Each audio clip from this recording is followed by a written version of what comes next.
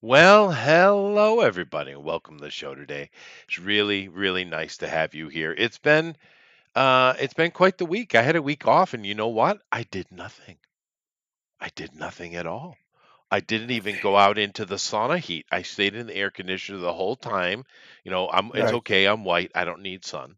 I'm good. I make That's my right. own vitamin D. But it was relaxing. Of course, it's for bad reasons in a way. My wife is busy, taking care of her parents. Uh, but um, Mm. but I haven't done that in forever, Thunder. Yeah. Just did nothing. I did Just nothing. Well, I did a veg. lot. I read and I did a Yeah, but bunch of stuff, nothing, but nothing outside of your own little bubble, right? Just no, vegged out, no, no. did your own thing. A It's a whole great time. It is, dude. It was like It's a great 9 time. days I did See, nothing. maybe you won't hate retirement so much, Chester. Maybe you won't. Maybe if you keep yourself busy on, interesting hobbies, Yeah, you'll be all right. yeah.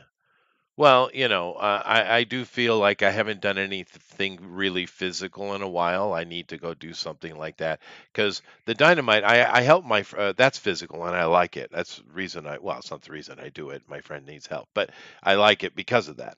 But I only help him when he's overburdened. Right, his day to day, he doesn't need me. It's and so probably within the next year, I will be back doing that, so that'll be good. But yeah, I haven't had anything physical in a while. I need to do something. Hello, Roger. Hey, Roger. Speaking of that, I Hello, need to Roger. go over here and hit like and share, and hopefully you guys will do the same. And just let everybody Beat know you that to it. you're on. Oh, thank you very much. You are the first. That used to be a thing. I remember it was about being the first. And Yeah, we it were just kind of talking. stopped. It's very It did. strange. It did. Well, fads are fads. But we were talking a little bit about how, because everybody here is a little bit older, and we were talking about how back in the early days of the internet here, um, everybody would have fake names. I Mhm. missed the memo. Pseudonyms. Well, it Yeah. was largely due. It really wasn't even a security thing because back in the day, people didn't even think of that. Some people still don't think of that. It was more of, hey, I get to pick a cool name, right? You get to be somebody else or pretend Sure. to be whatever. It was far more of that, especially considering the internet used to only be for men. I mean, let's be honest, there was very few In the women, beginning, yeah, that's actual true. women Yeah, on the yeah, internet. yeah, So men like to do that, right? We like to pretend, put pseudonyms on, right? Blah blah blah. Blah. Women do too, but yeah. I think they would be far more inclined, and I think the data would probably back this up when you look at like Instagram and stuff, to using their real name or a variation of their real name, whereas men would Oh be no, perfectly fine with just using no, no, no. some kind of pseudonym, some kind of nonsense about whatever their hobbies are. Lady Nope, nope, disagrees. nope, nope, nope. Yeah. From the first day, Celtic Moon wasn't even my first name I had. My first name, I was on an account playing a game, and they, well, you got to create an account, you got to create a name, and they told me, use a fake name. Oh, So they did say that. I didn't know oh that. yeah, Yeah. my friends What told me use a fake name. How long So ago was this? it's too Give or long take. ago. Uh, 23 years ago. Yeah, exactly. But somebody told you to use a fake name. That's my point. The culture had Yeah, already I existed. didn't have a Is my computer point. at home. Yeah, yeah. Yeah. That culture was created by internet nerds, which were almost there were some women, there were, but it was mostly men, by like 99% men. Oh, no, no, I'd agree. In the early internet, it was mostly men. That's true. Yeah. But the funny thing, part of it is that I didn't know what to use, so I looked down on the floor and there was a romance novel named Lady Rogue. Well, that's why. There you There go. you go. Well, I mean, I think when the SNS stuff started really picking up, that's when that's where the flood of ladies came in. The early internet, actual internet stuff, not social media, that was certainly dudes. But now it's everybody. So although I would say women probably spend more time on SNS and men spend more time on the actual internet itself. Still, Yes, I would probably. think, yeah. But either way, Well, that it's weird though because you got like here's what happened about 15 years ago. Social media became a thing. oh yeah, And as it became a thing, what happened is the internet went from this wide net with some big sites, but most of those sites were search engines or news sites, right? Yeah. to these gigantic Chinese style ghettos where everybody's just punched in, bundled in on top of each other in these big mega super sites like Facebook and whatever. And now I think a lot that's where you'll find women mostly, is on places like that, Instagram, Facebook, social media. Sure. Men, though, are the ones who typically are out and about, unless women have some kind of weird, like, sexual thing they want to go find. But that's an outlier. Men, though, are the ones who are typically on the regular websites still, like your forums, and they're out and about looking at, whatever. From my experience, so I would say women are online. They're just only in the ghettos. What I call the No, digital no, ghettos. no. There's plenty of women who are doing blogs and posts. That's true. So Yeah. I have to But say, I would say maybe the younger girls looking for the younger. something That's what I'm to- talking about. Is the younger. Okay, ones. younger The older girls, ones, not alright. so much. Yeah. But the ones who grew up in this ecosystem, that's pretty much where they hang out. Yeah. For the most part. Yeah, no, I think there is definitely a gender split as far as how the internet is used. That is certainly true, and that's true with everything. We're different, and we do things Mhm. differently. But me personally, actually, the first time I was ever on the internet was completely by accident. Really, it was in 1993, which is, like I said, completely by accident. It's not like I knew anything about it. And keep in mind, that's only 2 years after it was officially launched for the public, right? And because 91 was when it's been around since the 60s, right? But early 60s. But it was only allowed for us in 1991. But with the introduction of the World Wide Web. But in 93, I had a friend of mine, well, friend. Anyway, I knew Okay. this dude, and he would go online and he would just dig up stuff, just weird stuff, and he showed it to me, so I saw it, and he would download like files or images or stuff like that, and it would take literally all night. Yeah. Oh yeah. So that was my first introduction. And because I just started using it continuously after that, and by the mid and late 90s, I was 100% on the internet, but I never really messed with the growing SNS stuff. Particularly with like YouTube.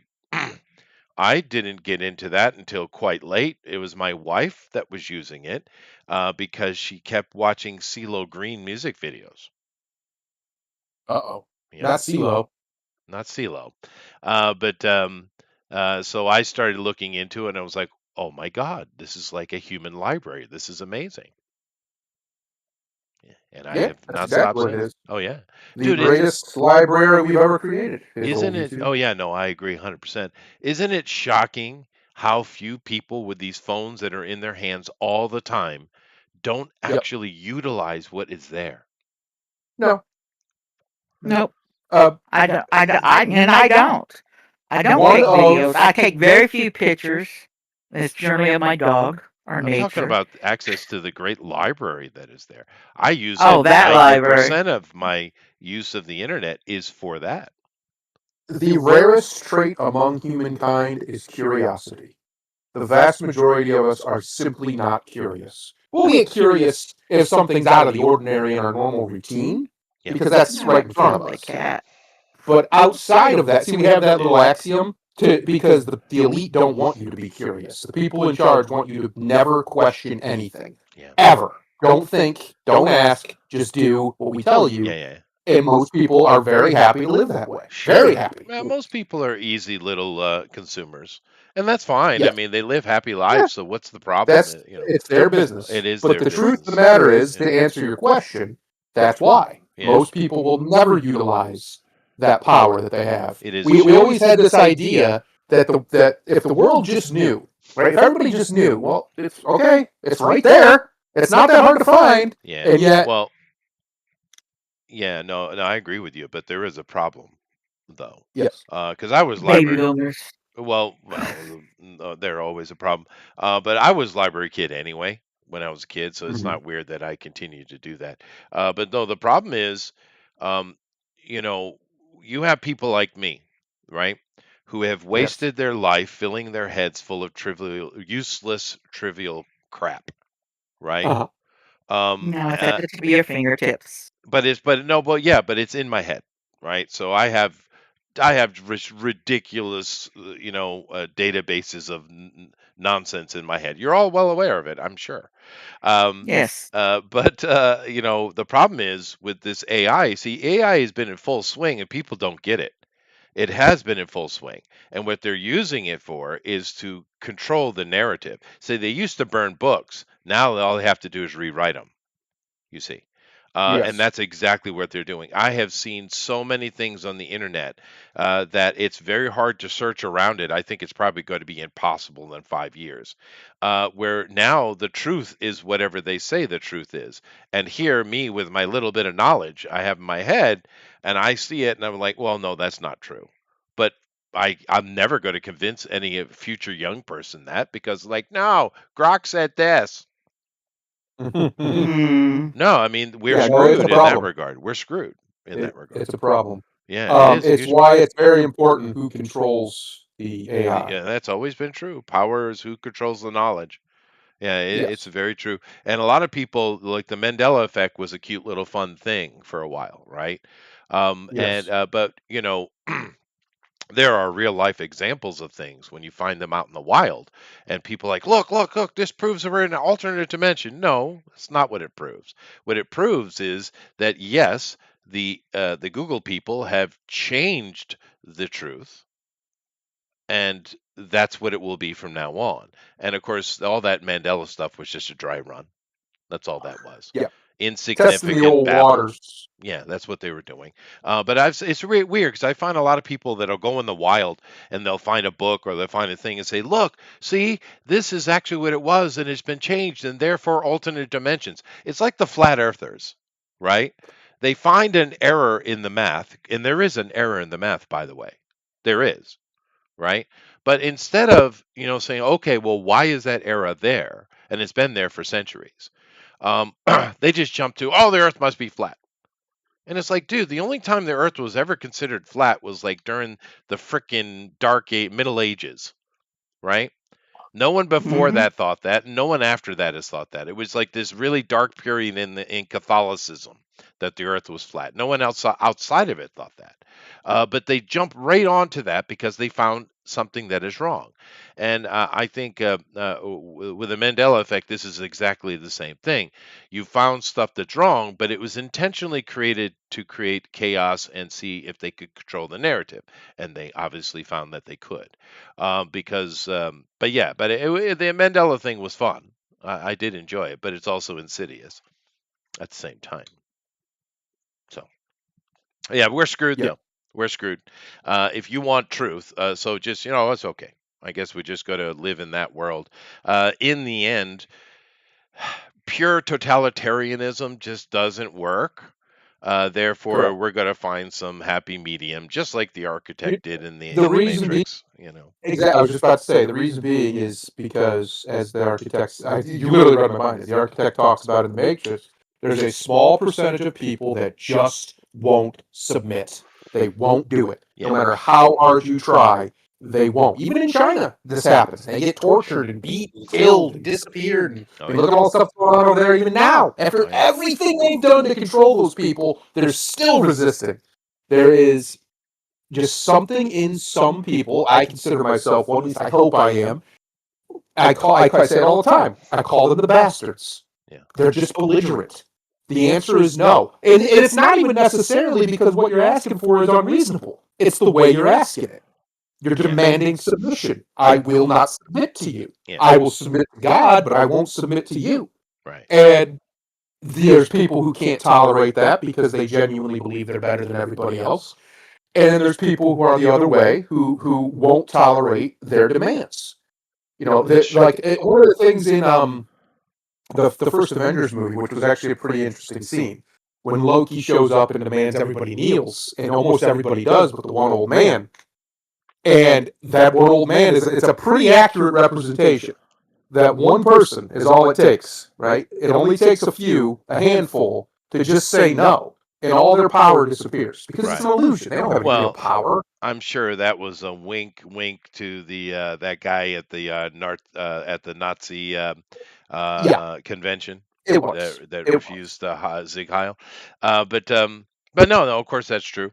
But speaking of China, segue, and we didn't Segue. plan that either, by the way. There was no planning involved. We're just So saying smooth, it. so So smooth. Just smooth. saying it. Segue. I do try to give updates. Recently with China, I've just been saying, well, things aren't good. I do have more information though, and I thought I'd share it today. Okay. There is some manner of coup d'état going on in China right now. Yeah. Maybe you would kind of call it more of a shift of power rather than a full-on coup d'état. But there have been clashes between the army and the police. Now you say, well, that's weird. Well, the army is the army, and the army is under the control of Shen right now. And She tried to kill all of the army guys so he could have complete control, but he missed one. And Of course, she has complete control of the police under the Communist Party. So, because they are somewhat separate, those two entities. See, And there that was have where they fucked up. That is where they screwed up, yeah. But They have been clashing. There have been deaths. And of course, we don't know numbers, which in China is very hard to get anything like that. So something is going on between Shen and Xi. Now, keep in mind, there were heavy rumors a year ago, which we did cover here, in regards to Xi having had a stroke. Now he will disappear since that period. He'll just disappear for long periods, and people are like, is he gone? Where is he? And then all of a sudden he pops up at a meeting, right? Yeah. So something is going on at the top end of that, but it's all speculation, other than the fact that something is happening. What isn't speculation is what the people are doing. Now, if you go find a map online, which you can, and it shows you can find a lot of interesting map. Nerds are great, by the way. We rule the I'm world, able. baby. Anyway, It's true. but if you go look at the amount of fires, factory fires, and things like that Echoing? that have been going on, it's insane, dude. There are hundreds and hundreds and hundreds of them. Now, of course, about It looked like all of Greece was on fire. It looked like the other day when I saw a map. well, and then of course you have Tiananmen explosion that happened a while back, and that looked Yeah. like a freaking nuclear bomb went off, right? But Mm. What's happening is a mix of two things. You have one group which is just frustrated, and I'll get to their frustration in a minute, and they are setting fires. You have another group that is for the insurance, what they learned from us, I guess. They are setting fires. And then you have just simply the Chinese can't make anything, every tofu dregs, right? It's all made very poorly because of corruption everywhere. It's not like they're not intellectually capable of building good things. The current situation, it's impossible to do so. They push this EV thing too much, so there's EV fires everywhere. Not just with cars, but with other things. There's constant fires, which, if you remember, Samsung had a trouble some years ago, right, with their phone. Um, where the problem with lithium batteries is we're at the very extent. We can't go any further. There is no more juice in the lithium fruit anymore, right? So we need Hmm. other technologies because we're at that limit. And when you do push it and you don't build with a certain amount of quality, they will explode in fire. And when a lithium battery is on fire, it isn't stopping. You're not putting it out. It's going to go until it's done. And that's that, Right. right? I mean, that's the scary thing about them. So you have all these Mm. issues going on, all that problem that is a constant daily thing. Every day there are fires kicking off in all over China, whether they be accidental with, say, EV batteries or intentional. So you have this absolute chaos. And you ask, okay, why is all this going on? Why are there so many protests? Why are there people literally standing on top of buildings threatening to throw themselves off? And of course, in the end, nothing gets resolved and they just get arrested and disappear. right? Which happens every day, Right. right? So why is that happening? What's going on? Well, the problem is these people have not been paid any salary in a year, in some cases 2 years, and in some cases even up to 4 years. They have gotten not a single cent in salary, not one, right? And you say, well, that's impossible. How could that be? They must be starving to death. Well, yeah, they are. But you don't understand how it works over there because that's a slave labor camp, is what China is. And what happens is they work for the companies, they put them in dormitories, they mainly take them out of the rural areas and force them into areas to work, right? Now, keep in mind, a rural person doesn't make $300 a year, right? Whereas a Right. person in the city, like say a doctor, he might make around $12,000, $15,000 a year, and that's top end, right? That's top end, right? So there's the disparity between rich and poor is insane, right? But on top of that, these people are forced to work. They put them in these little closets where they sleep in with 10, 12 people in a room. They put nets outside to make sure that they don't suicide themselves. They give them rice and maybe a little bit of spoiled, poisonous vegetables on top to eat, so they all look like skeletons. And they go to work, and you say, well, why would they stay? Why don't they fight back? Well, because they get arrested, right? And the simple fact of the matter is, unemployment in China is 50%. Now, keep in mind, it got up to 17% a few years ago. And then the CCP, in their genius, decided to say, well, counting unemployment is illegal, and if you state anything about unemployment, you shall be arrested. That's not a joke. That's fun. So Am it's I? estimated to be around 50%. So you have a job, even though you're not getting paid, you don't want to not have a job. And of course, if you complain, then you're certainly never going to get paid and you might well get arrested.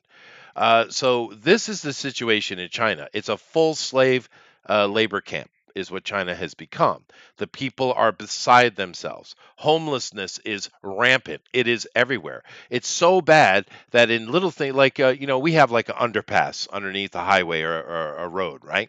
And you can also, in certain blue cities, you'll find homeless there. Most places, there's nothing. Well, what they do is put these little spiky concrete protrusions under them to keep people from sleeping there because they think it looks bad. The homelessness in China is way out of control, way, way, way out of control. Right, and we don't Mhm. even begin to have statistics on, just basic violence, sexual assault and things like that are going on in China, which must be rampant as well. But we have not a nary a data because they're not allowed to collect it. And it's the same thing with places like Washington, D.C., New York, Chicago, Los Angeles. Say, Chester, you're not going to compare them to the absolute destruction of China, are you? Yes, I am. Because it's the same place where they doctor the police records, or they'll lower charges down by the time it gets to court, to everything being a misdemeanor, so they can say, look, we don't have any crime's down, when we all know right well it isn't. This is Yeah. at an extreme level going on in China. So you don't want to live there, you don't want to visit there. And the sad thing is, good 10, 15 years ago, China was actually on the up, dude. It was getting better. It was getting better. And it was a place you could actually visit, but not anymore. China is absolute disaster. There is some manner of coup d'etat going on. Like I said, we don't know exactly, but something is going on. And if Shen does win this bid that clearly he's after, it doesn't guarantee that he's going to be any better than Xi, because he's been one of the generals, and the reason why the military is so strongly behind him, because he really wants to attack and take Taiwan because it's rightfully theirs. So you have a warmonger who is in a coup d'etat with a totalitarian. Wonderful, wonderful, right? Now, I just wish they get it over with. I wish they would just attack Taiwan so we could just end it, because that would be over real quick. China ain't got shit. Their military sucks. And if you're going to be an absolute moron who sits out there and tries to say China is powerful, they're scary, no, you are a moron. Go away. No, you are a moron. No, they have a lot of really loud illusions that Yes, make they do. them look that way. Yeah. but no, China's It's never been all really powerful. no, it's Not all like that. fake Not like facades.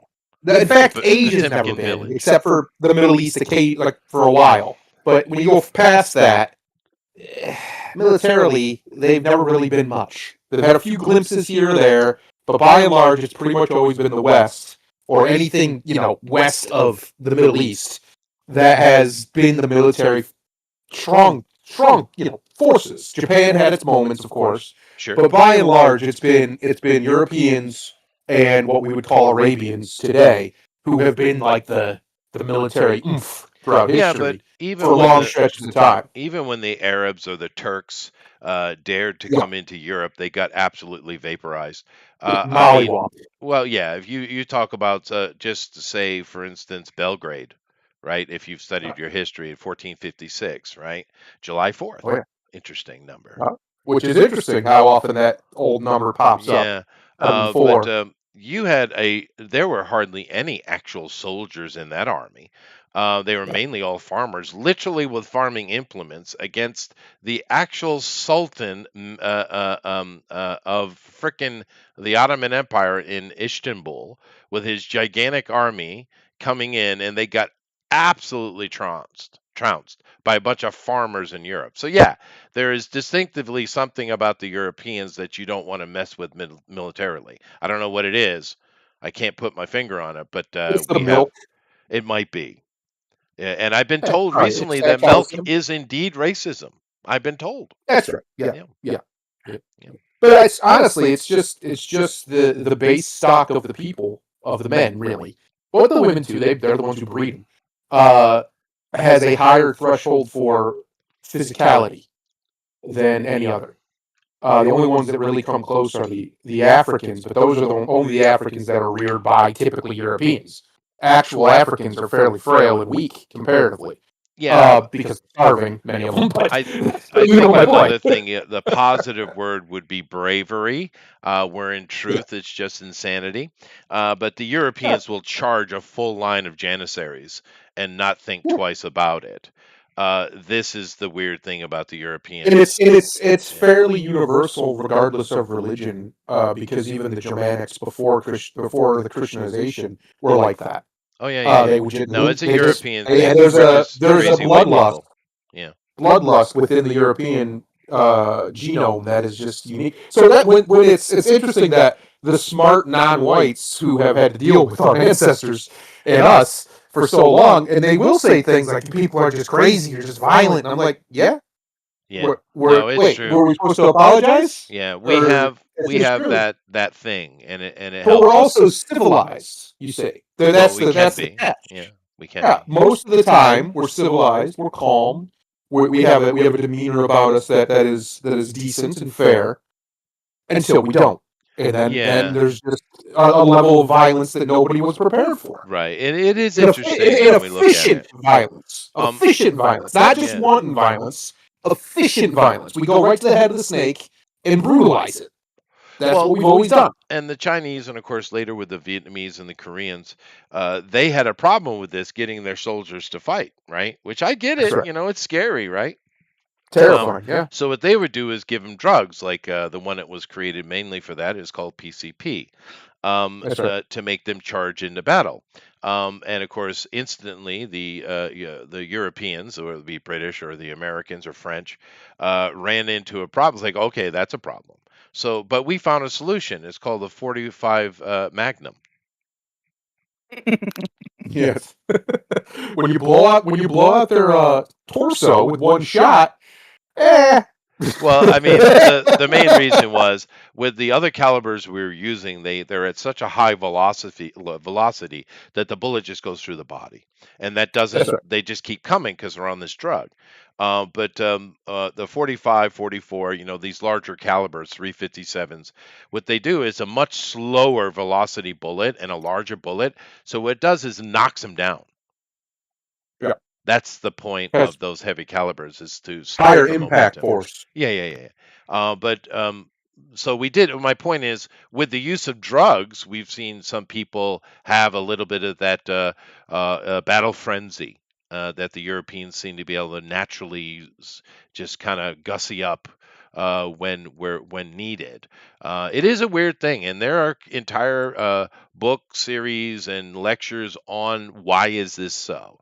Why do the Europeans, when that berserker rage pops, why It just is it a popped. thing? What's the deal with that? Yep. And it is interesting, but nevertheless, it is outside the purview of this conversation that China Yeah. is indeed fucked. They're weak. They're frail. And I won't say that they're. I mean, Chester has a better head on it than I would because he's right there. Yeah, But China's been in this situation before, and somehow, some way, they're still there by and large. they're Uh, always here. That's they're their existence. extremely resilient. Their actual power is resiliency. The Chinese. They just persist. That is true. They just Asians persist. have stamina. Don't take that away. Yeah. That's valuable, dude. It's valuable. It, Um, it. They also live a long ass time. Little elves, these people. they're saying Long here ass time echoing. living. Is he still echoing it, guys? I mean, I don't. Everything sounds good to me. I heard it earlier. You That's why I dropped dropped out. out. Okay. I'm Oh, I hoping. see. Yeah, I'm Okay. hoping I Yeah, came yeah, back in. yeah, yeah. Hopefully that fixed it. But I mean, they do have quite amazing stamina, and you also keep in mind with China, because I did want to talk about China a little bit today. In regards to their history, because they'll tell you we're almost 5,000 years old, and they go on and on and on, and well, that's complete and utter bullshit. Yeah. Yeah. I mean, sure, is there nearly 5,000 years of history in that region? I'm sure there's more. Of course. All over the world, humans have been moving around and doing their thing. But China is a history of starts and stops, right? And we're currently in one. And one of the only, and they talk about golden age, but the only real golden age they've had that you could consider to be Chinese-ish would be the Ming, and of course that was under Tartarian rule, right? Well, once again, I use that as the term that they used, because you want to call it Byzantine, you want to call it Ottoman, whatever you want to call it, right? So even that wasn't, because a lot of their earlier things with the Qin and other points in their history, and I understand the listeners don't know much about Chinese history because we don't study it. I have, because, well, I'm, me. Anyway, but the thing with them is all of their successful so-called golden ages they've had throughout time have been from outsiders coming in and ruling, right? Mhm. It's always outsiders that are coming in and making things. If it's the Chinese themselves, it's always sad, bloody, and basically slavery. And even when the outsiders are in charge, it's still kind of like that. Although the top end is very successful. I'm going to say something quite controversial, and I don't really care what the Chinese think. You've Uh-oh. never had a point in your history where you actually did anything good. It was always Ooh. outside influences and people controlling you from the outside that did anything useful in China. You, the Chinese people yourselves, have done nothing.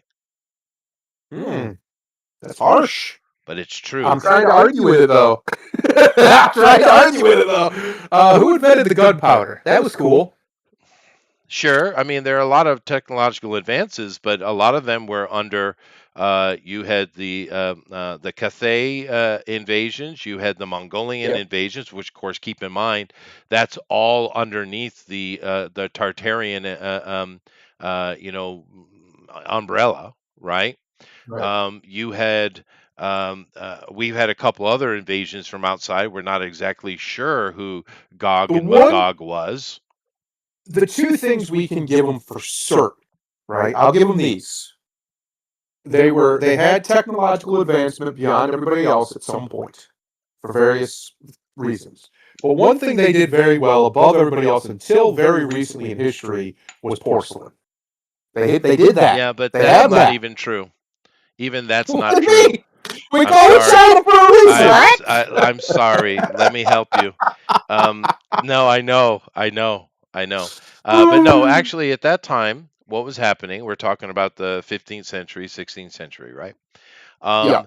During that period, the greatest and most beautiful porcelain, the reason why the West was going crazy for it, was coming out of Japan. Mhm. The porcelain was outrageously beautiful and high quality, still is, right?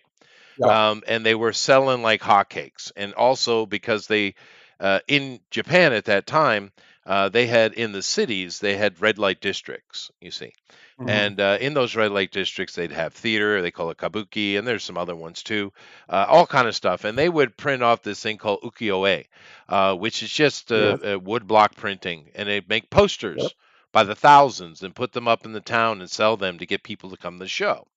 But of course, now you have a lot of this garbage. So they're using the garbage to wrap up the porcelain and send it over to Europe. So two things happen. One, the porcelain was beloved and it created an absolute fad. I mean, a steaming fad that went on for centuries. It's one of the most endearing fads of all time, actually. And another thing that stuck with it was they opened up these posters, these woodblock posters, and they were like, "Oh my God, it's beautiful art, creating modern art." So the Japanese Mhm. inadvertently did two things there. So the desperation for porcelain was real. It was real, Okay. right? All right. I got one. I got one. I What? don't think you can defeat this one. Hang on. I got one.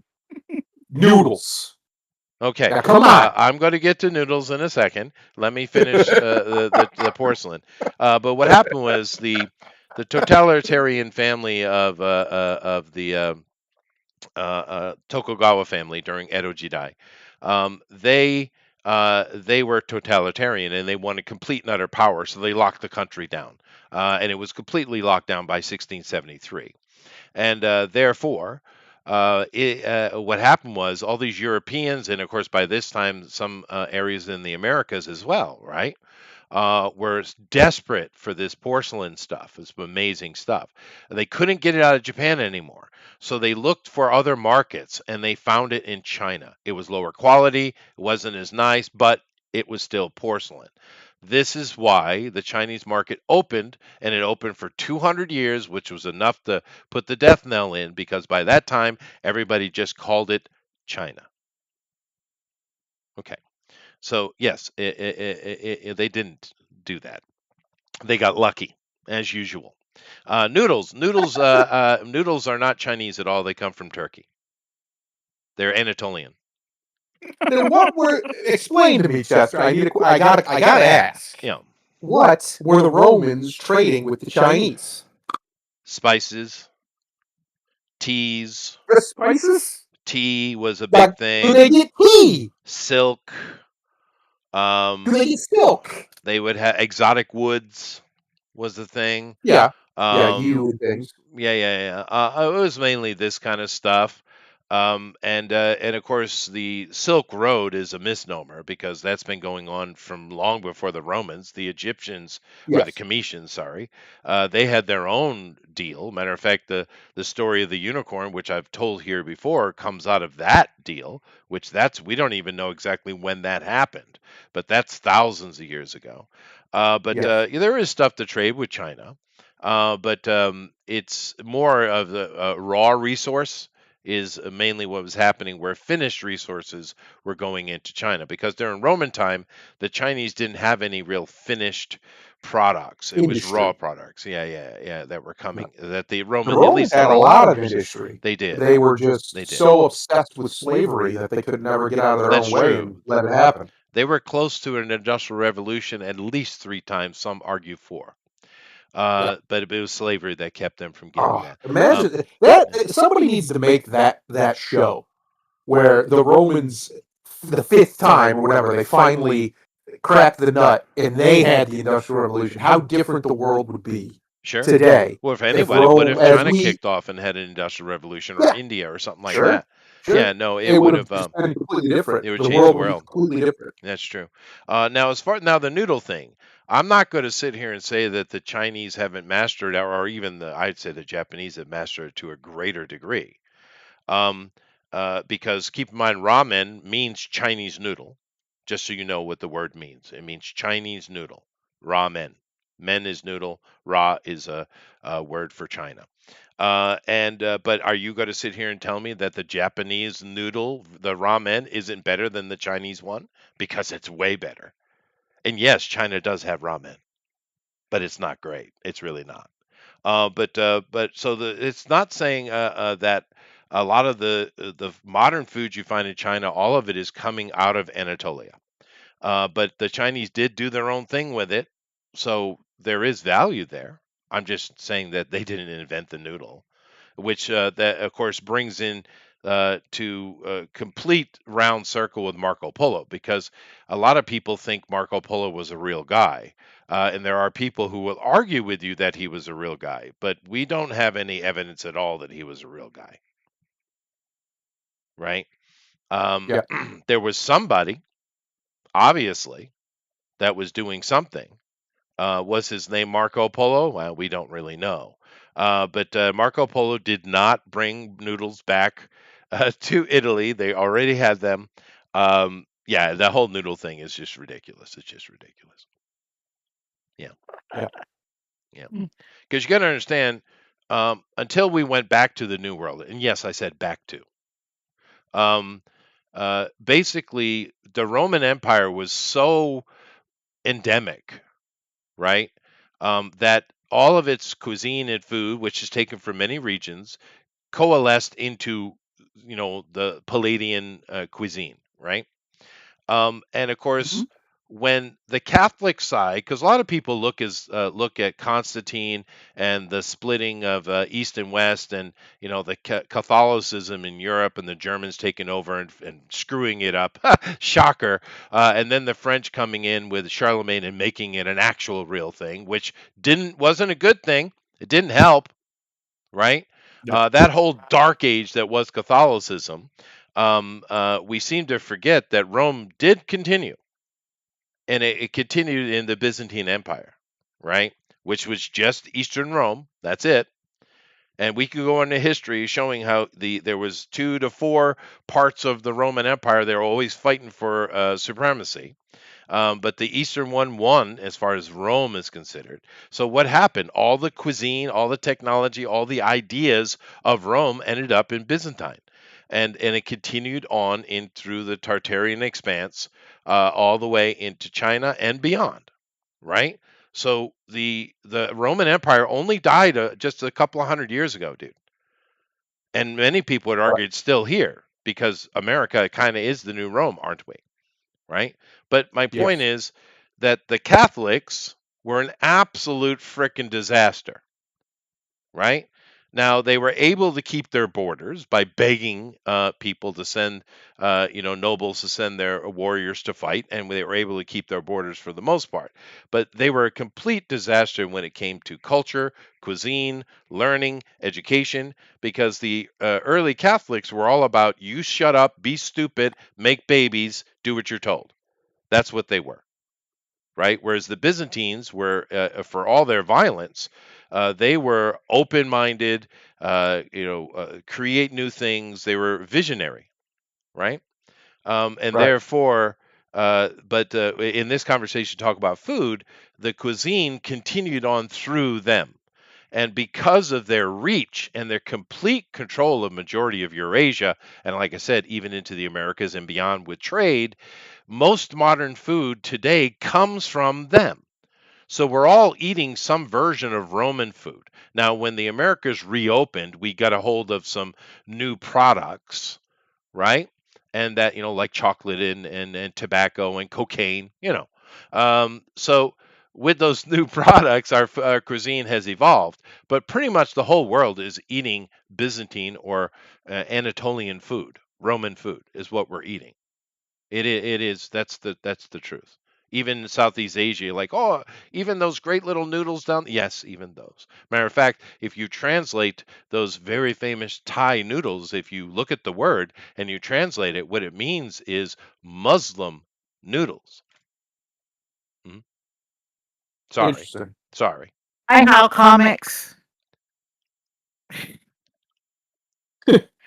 You just get rolling, we let you go. We just He ride just the goes. He wave. just run. He's just off. He's off unbridled. Well, I'm sorry. That's all right. You brought up noodles. You thought you got Listen, I we're got him. trying to I help the got him. Chinese, all right? I get it. They're trash. All right, Chester, I get it. I'm trying to help them. Well, the problem is they've always been slaves. That's the problem. Yes. And they They're have the slave slavers. mentality. They've always They been do. slaves. They have the slave mentality. And look, because if things were that bad in the West, there would have already been revolution already. Mhm. Mhm. Yeah. We're literally a decade away from they should have stood up and started shooting back, and they still Yeah. haven't. They're starting, but it's. I mean, we don't know what's going to happen. It could just end up they just kill enough of them that they shut up and on it goes. But let me give you an example. Right Yep. now, we look at freedom of speech as being a very important thing, right? And an Yes. expression of freedom of speech, of course, would be the press, media, right? And if I were to ask you, where do you think China sits in freedom of speech, freedom of press? Where do you think it sits in the worldwide, which we only count about 180 countries, even though there are over 200 countries and territories, but we only count about 180 countries that are worth talking about. Where do you think China Okay. sits in that number of freedom of 100 speech? 100, so somewhere around the middle. No, Okay. I said 100. I said 175. 175. What do you think, Interesting Thunder? number. I was going to go 179 if 180 is our maximum. Well, you're both very close. 178, and Yeah. the two countries behind it are the worst in the world is North Korea. Anybody surprised? Yeah. That's No. what I figured. Yeah. Yeah. And number 79 is Eritrea, Africa. Oh. Yeah. Yeah. Number 3, Interesting. China. Really? Yeah. This gigantic country with a fair economy. It's a fake economy, but it's still there because we all live under the fiat currency. Their freedom of speech and truth to speech is basically one of the worst in the world because North Korea doesn't communicate with anyone really, and Eritrea, you probably never heard it before I just mentioned it. Nope. Yeah. So, yeah, China sucks. Any other questions or challenges, Thundera lady? What is the population of Eritrea? Eritrea? I don't Oh, know. Eritrea. Eritrea. Okay. It is pretty small. I can check though. Oh. Let's see here.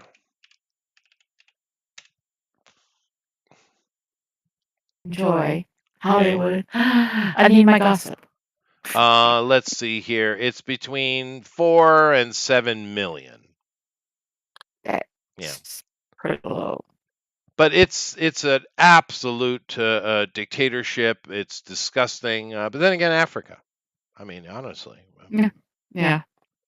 The Africa is Africa, and a lot of people try to defend various things. The Wakanda has become a thing, and it's like, dude, I would love for there to be a Wakanda in Africa. That would be cool. Now they used to have a Wakanda back in the day. Of course, it was called Kemet, later under the Greeks, Egypt. But I don't know that the leadership there had much to do with the type of Africans we're talking about with Wakanda. But anyway, it would be cool, dude. I'd love to see like a dozen Wakandas in Africa. Wouldn't that be cool? That'd be cool. Would be great. Do they not have, like, I know they got some natural resources. That's where a lot of diamonds come from, right? So what is their main resources down there? Well, in diamonds, Africa? gold, various other rare earth elements and things like that. The problem with Africa is twofold. One, they don't really have a lot of water. Now, I know that sounds weird because they do have water, but they don't have major river systems, especially in Central Yeah. and the South. So moving things around and getting things moving is a problem. Therefore, you have to build Infrastructure railroads. is a That's right, problem. which the Chinese have been doing. But if they just turn their back for a minute, the Africans destroy it. You see, they can't make, Wow. and here is the real major problem with Africa. I'm not going to say what you think I'm going to say, Thundero, even though I really, really, really, really want to. Instead, what I'm going to say is in the entirety of the African languages, and I mean Black African languages, none of them have a very simple word that everybody else in the world has. And this word, it's a very important one: maintenance. Yep. Ah. They literally don't have the word in their language. They don't understand the concept of maintenance. And that's why the $10 trillion that have been pumped into Africa literally has nothing to show for it. Literally nothing. Yep. Because you have people like Mr. Beast, famously, right? Recently, he's not the first to do this. UNICEF has been doing this for decades, but Mr. Beast went in and thought, "Hey, I'm going to build some water wells for these poor Africans and help them out, and make some money on the back end with people viewing my content." Sure, sounds good, nice, Hmm. magnanimous, humanitarian, all that kind of stuff. The problem is, whilst they were doing that, the black Africans were trying to steal everything they could all the time. He and his team was under constant threat from being kidnapped or just murdered, right? And of course, after they built and left, what happened? They immediately destroyed the water production immediately, right? And this is the problem with Africa. You build a train for them, in a year or two, it's done. It doesn't even function anymore. You build a road, it either doesn't get used, or they end up creating things elsewhere instead of on the road, which you would think they would. Anything you would think that would be logical in order to, hey, let's be successful, let's make some money, let's move forward and make our society better. Anything that would do that, they think that, oh no, that's a bad idea. And it's just reality. You can disagree with me or whatever you want. Go do your own study. Africa is absolutely horrible. It's horrible. You can't do anything for them. And thus I say don't. Stop it. Leave them be. Stop burning Yeah. money in Africa. Stop burning time in Africa. Stay away, Bill Gates. Bill Gates, stay away, Bill Gates. You're not The helping. reality of the last 3 centuries, the lesson that we should have learned in the West and the civilized world is that colonization was an utter failure. Oh my God, We dude. cannot, we In cannot help Africa. these Yeah, people. in Africa, yeah. Well, in a place where there was no people, like most of Australia and most of the United States and Canada, yeah, it was fine. Hmm. But the places where there were people, except I guess you could make an exception for South America to some degree, but that's a very complicated history. Oh, But in Bolivia is Africa, about to blow definitely, it up in the Civil War, by the way, seeing as you mentioned yeah, it. Africa definitely, and I would even say much of Asia, it was a failure. And the Yeah. reason it was a failure is because these places are just reverting back to their natural state the moment that the Europeans or the Americans or whoever left. Yeah. The moment Now, we took our hand off, they just go right back to shitting in the street. So, now, to be fair, the Southeast Asians did take a bit of initiative, though. Keep yeah, in mind, like for good, Indonesia, for instance, their capital is good. Jakarta, although they're moving it. Jakarta was built Singapore, by the British, right? It was completely yeah, built by the British. yes, But they have the Southeast Asians have taken initiative. They have. yep. Well, they've always been fairly wealthy, Yeah, right? yeah, Right down there. they've had their moments. That's Yeah, true. they Uh, have civilization. I'm not saying I'm not going to take that away from them, but comparatively, I mean, come on. To high, especially, I mean, let's take America out of it. America's done its thing. We'll compare these two ancient peoples to each other, the high European civilizations and even the high Southeast Asian. I mean, where would you rather live? oh no, Everybody no, with no, sense for is sure. going to say Europe. Now, I have asked Southeast Asians because I do know a lot of them, Yeah, and I've asked them directly, because they're doing okay-ish, and they are coming up, which is great. But I've asked them, why are you guys kind of so slow on the pedal, right? mhm. What's going on? And their response is quite honest and quite interesting. It's too damn hot. Yeah, well, that's true. Yeah. You just answered one of your questions earlier. Why the Europeans are so tough? It's because Europe's cold as hell. That's why. It's cold as Yeah, shit in Europe all and the time. food The is only other hard to people who are find, this and tough yeah, are the Mongolians are pretty damn tough too. they're But guess tough. what? Yeah. It's cold as shit there too. It's cold weather that makes you hardy. You don't have. It's the reason is because it's natural selection.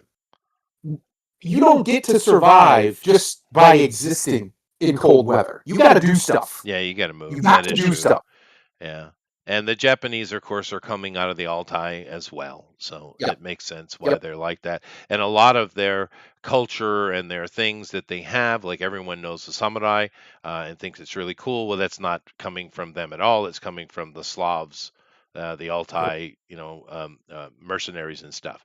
It has nothing to do with the Chinese part of Japan. Yep. But yeah, no, that's true.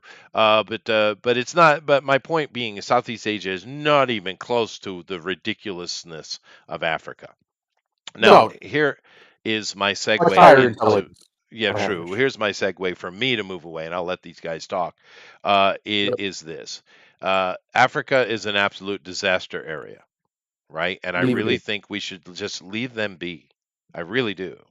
I agree. Um, and The only real alternative is to glass the place effectively and yeah, take the but land, I take mean, the resources. But but nobody wants to do that, and nobody's going to do no, that. So because the best option is leave them be. the sad Just thing leave them is, be. if we had spent that $10 trillion that has gone into Africa on infrastructure for ourselves, Oh my there would god. be a starting point. There would be a starting point. Yeah. But anyway, It'd be this is unbelievable. my point I want to say.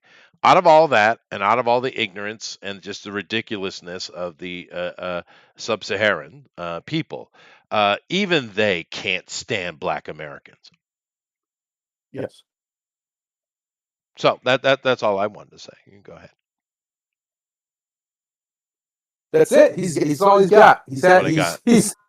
he's bouncing out It's on over that one. with. Yeah, Well, good night, everybody. bouncing out. To a new topic. Yeah. Yeah, I'm going to go on to the entertainment stuff here in a second. I'll just give Let's you do it. guys a chance to respond if you'd like. No, you're correct, sir. Yep. It's simple. There's an old axiom. If everybody says you're an asshole, you're an asshole. Yeah, That's it. that's true. Even if you don't feel like one, if you're like, Yeah, I don't you think are. I'm that bad. No, No, you are. no, that's not how it No, works, it's bud. okay. Sorry, everybody agrees. Yeah. Yeah. And of course, that segue would take you into the problems that's going on in Washington, D.C. and various Mhm. American cities. And of course, we all Mhm. know it's not a black problem, it's a ghetto problem, right? Mhm. I guess the difference is because ghetto comes in all colors across the whole planet. But black ghetto is far more dangerous than other ghettos, though. Yeah. In Well, America, anyway.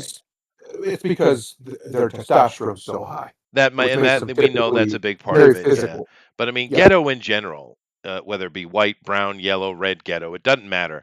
It is a negative. It is a negative. Yeah. But the problem with black ghetto in America is the violence and the testosterone and all that kind of stuff. It's a real issue. And of course, because I really hate to just lump in all black people because it's not all black people. It's not. It's It's about not. 30 to 40% of them, I would say. Probably, Uh, yeah.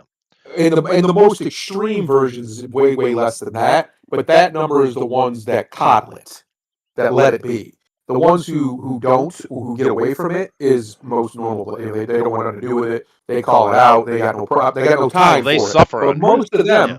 yes, exactly. Most of them are very similar to anybody else, They're American. and they're living their own lives. Yeah. They don't got time to fix this little child Yeah. over here who happens to be 6'2's problem.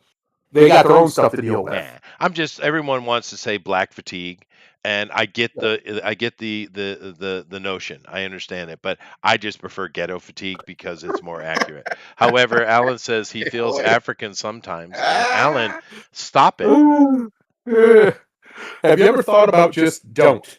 Yeah, don't. That's He's just sometimes so that's the answer. strong in his opinion. Yeah. Anyway, let's get into our entertainment news today, shall we? Let's do it. Entertainment news. Alrighty. What's Chester now, got for us the today? first one here is pretty interesting little conversation. Where's Trump? Where's he at? Where is he? Disney Marvel ditches Georgia for UK, killing local jobs. No, wait a minute. Why is this Trump's fault? I'm I confused. know. No, hold on. No, here, this is. There's an actual conversation here which we're going to get into, but it's also a bit of hilarity. Now Trump, I would put forward, I would present to you, is a bit busy. he's got some things to do. A little bit. Got a couple things A to little get bit. done. Just a few. Now, amongst the things he said that he wants to save Hollywood, and he elected his three ambassadors in Mel Gibson, John Voight, and who was the other one? I don't remember, but But anyway, man, oh man. now they're failing. Hollywood is failing, so of course they have to blame someone else. So they're like, you said you're going to fix it, Trump. Why haven't you fixed it? It's like day 2. They were complaining about eggs. Oh, you've been Yeah. president for a Yeah. day, Mr. Trump. How come eggs are still expensive? That dumbassery. Like you can just conjure eggs out of the sky. Right. Just And here you go, have some more eggs, guys. the fact that in basically nearly 8 months, the amount of success he's had is pretty impressive. Because here's the thing: as an American, in 2 years from now, oh boy, We're gonna boy, see. Because right? you got to remember, I remember this because I have cursed with the memory that will not allow me to forget certain things. It took him about 2 years. It was around 2018, Mhm. early 2019 to mid 2019, Yeah. where things started to pop off. Everything he was doing. You had gas prices at record lows. When you adjust it for inflation, the gas was lower than it's ever been in the 40 years of my life. Ever. Yeah. Even lower than 90s prices, 80s prices when it was, like 30 cents and stuff. When you adjust for inflation, when you factor in the fact that our money has lost, 100% of its value, it was actually at one point lower than it has ever been. It got so low, people forget, it got so low, they had a backup of oil tankers in the ports in the Gulf, and OPEC was crying their eyes out, begging Trump to shut the oil off here, so they could sell. They had nowhere to sell their oil. They had all these oil tankers and nowhere to do with it because the price was so low.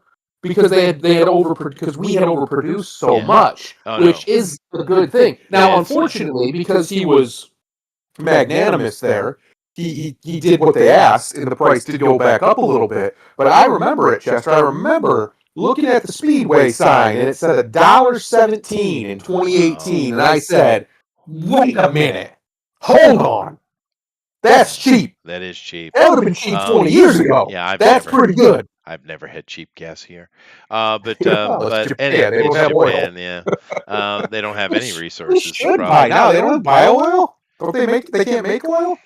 No, Probably not enough that's room. another conversation we don't have time for, dude. But here's the thing. Make it here out of corn. Now, old Trumpy here is busy, and he is working on some stuff, and I'm sure he will get to the Hollywood issue probably sooner than later.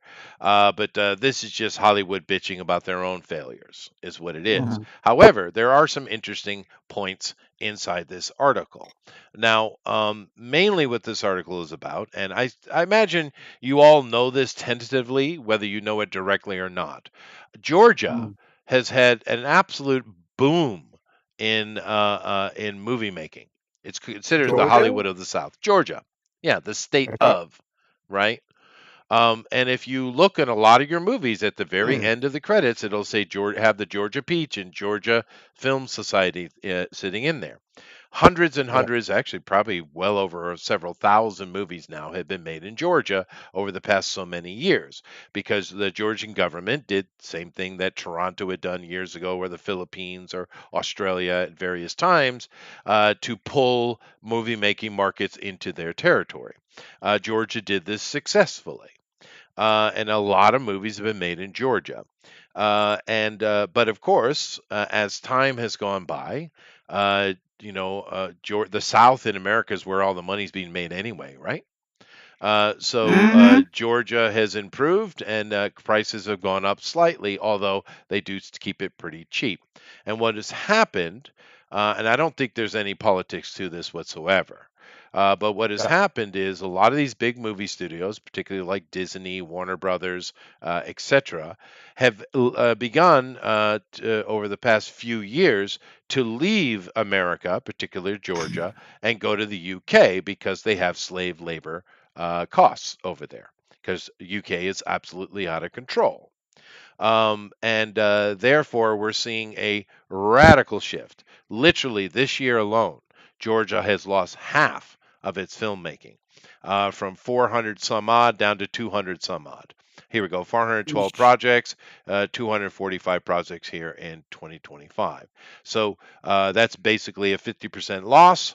And it, of course, is hurting the industry in Georgia quite a bit and boosting what's going on overseas, particularly in the UK. And now this is happening naturally. There's no politics here. It's just about greed and money because the UK has so much political turmoil that they can get super cheap prices. They don't have to pay for health insurance, et cetera, et cetera. It's simply cheaper to make a movie in the UK than it is in Georgia or other places in America, particularly, of course, are going to be even higher. Right. Georgia's losing money like crazy. And it is a lot of money. We're talking about millions, but potentially billions of dollars loss, right? Right. And of course, there is no recovery in sight. New Orleans, of course, is mentioned here, is another place that was seeing a little bit of movie resurgence, but it's all going overseas. And Trump had put in this idea that he was going to put a 100% tariff on movies produced outside the U.S., calling foreign-made films a threat to the domestic film industry, which of course it is. But I guess there's a little bit of a loophole within this executive order that the companies are utilizing. So Trump needs to basically kill that loophole. Is what he needs to do. And I imagine, Sylvester Stallone is the other guy, and I imagine he will get to it. But that's what the article is doing, blaming Trump, of course. He's always the good guy and the bad guy all the time.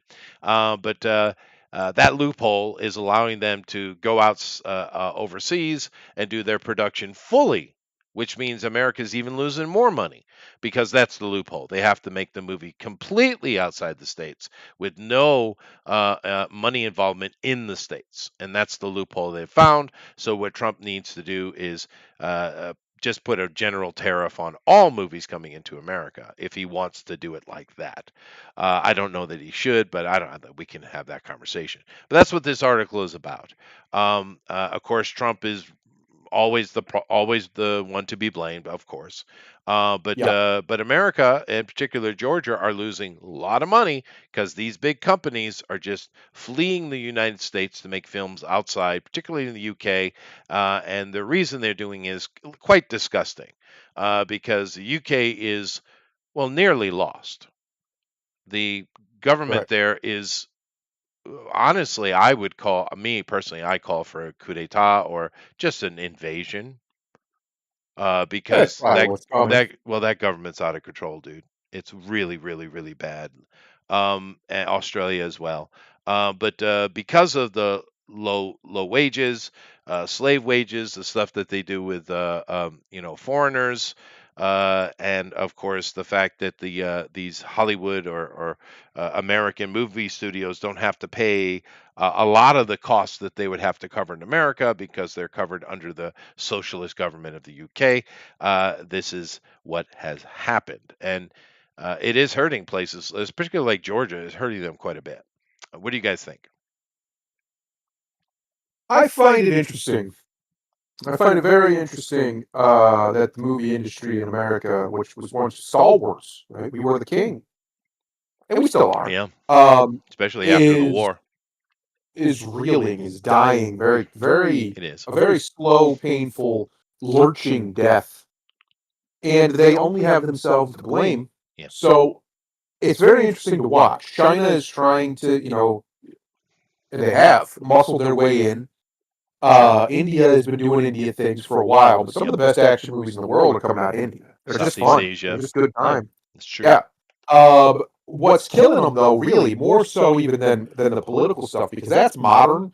They've been struggling really for a while. Because people forget during Marvel's heyday, a lot of those movies were, while they were making money, they weren't huge bangers. No. Right? They just made their money. Just profitable.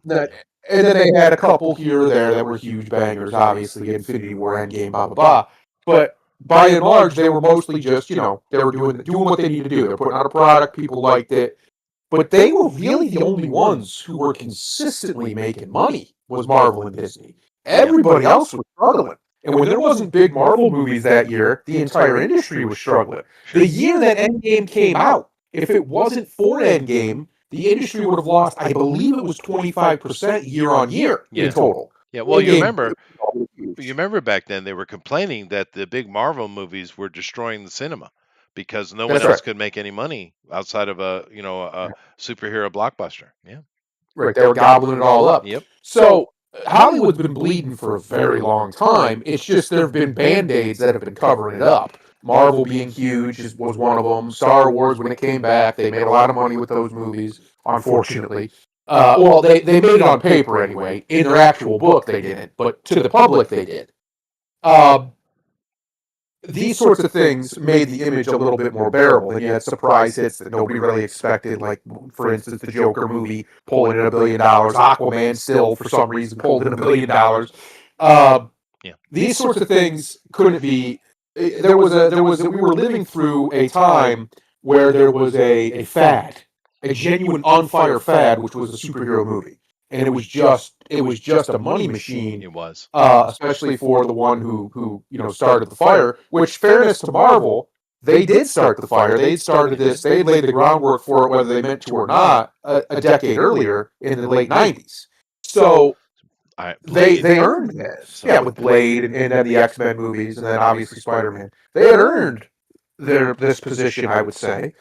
But my point is, I think it's funny now that Trump he wants to save Hollywood because he sees it as a valuable American institution. That's why. It's no other reason. He's not wrong. Hollywood is a beloved American institution for most Americans still to this day, even if a lot of people are very done with them. And it should be. We should be the leaders of cinematic culture as we have been since, I don't know, the war, I guess. Since the war, That should be. we were coming up in the 30s, but the war crippled the two giants of cinema, France and Germany. Yes. Yeah. And I think that's a good thing to aspire to. The issue has been for the last decade, is the people in charge of Hollywood are evil. They're evil people. But they're just bad people. They're not good people. They don't seem to care about losing money, apparently. Well, all they care about is pushing an agenda. They got just something push going that on, agenda. for sure. Yeah. And then do weird stuff with kids. Yeah, well, that too. But there's another little factor to keep in mind as far as foreigners are concerned, right? Not Americans. Now, in every country on the planet, for the most part, there's going to be a very small population of people who love Hollywood movies, right? But they don't understand the politic or the culture behind anything because, well, they're not American, right? So you always have that kind of money, and they don't understand any of the politic of a thing, so they might well enjoy Star Wars, not understanding the subtlety of it, and that's fine. Now, keep in mind, the majority of the world has no idea who Sylvester Stallone is, or Arnold Schwarzenegger, or Tom Holland. Most of them have no clue at all. Matter of fact, 99% of the planet couldn't tell you a Hollywood star's name, right? I know that's shocking to Americans, but that's the reality. So we are constantly feeding in. That's why you hear people always only really care about the domestic money gained, like when we look at our Box Office Mojo every week, because that's where the actual money is domestically. Right. And the stuff overseas, you're looking at the entirety of the rest of the planet. Now, I don't know if you can have done the math, but America is not a very big percentage of the world's population, I mean, we're a little teeny sliver of it, right? So you got to keep that dominate. We're the best. Yeah, we do. America's the best. Yeah, that's fair. We're the best. It's all right. I know the rest of the world don't like to admit it to themselves. They don't have to admit it. But here's the truth. That's why they hate us so much. When they look to us, they have to look up to us, and they hate it. Mm-hmm. They hate it. Okay. But it's the truth. See, Alan, aren't you happy that you're half American? You should be happy, Alan.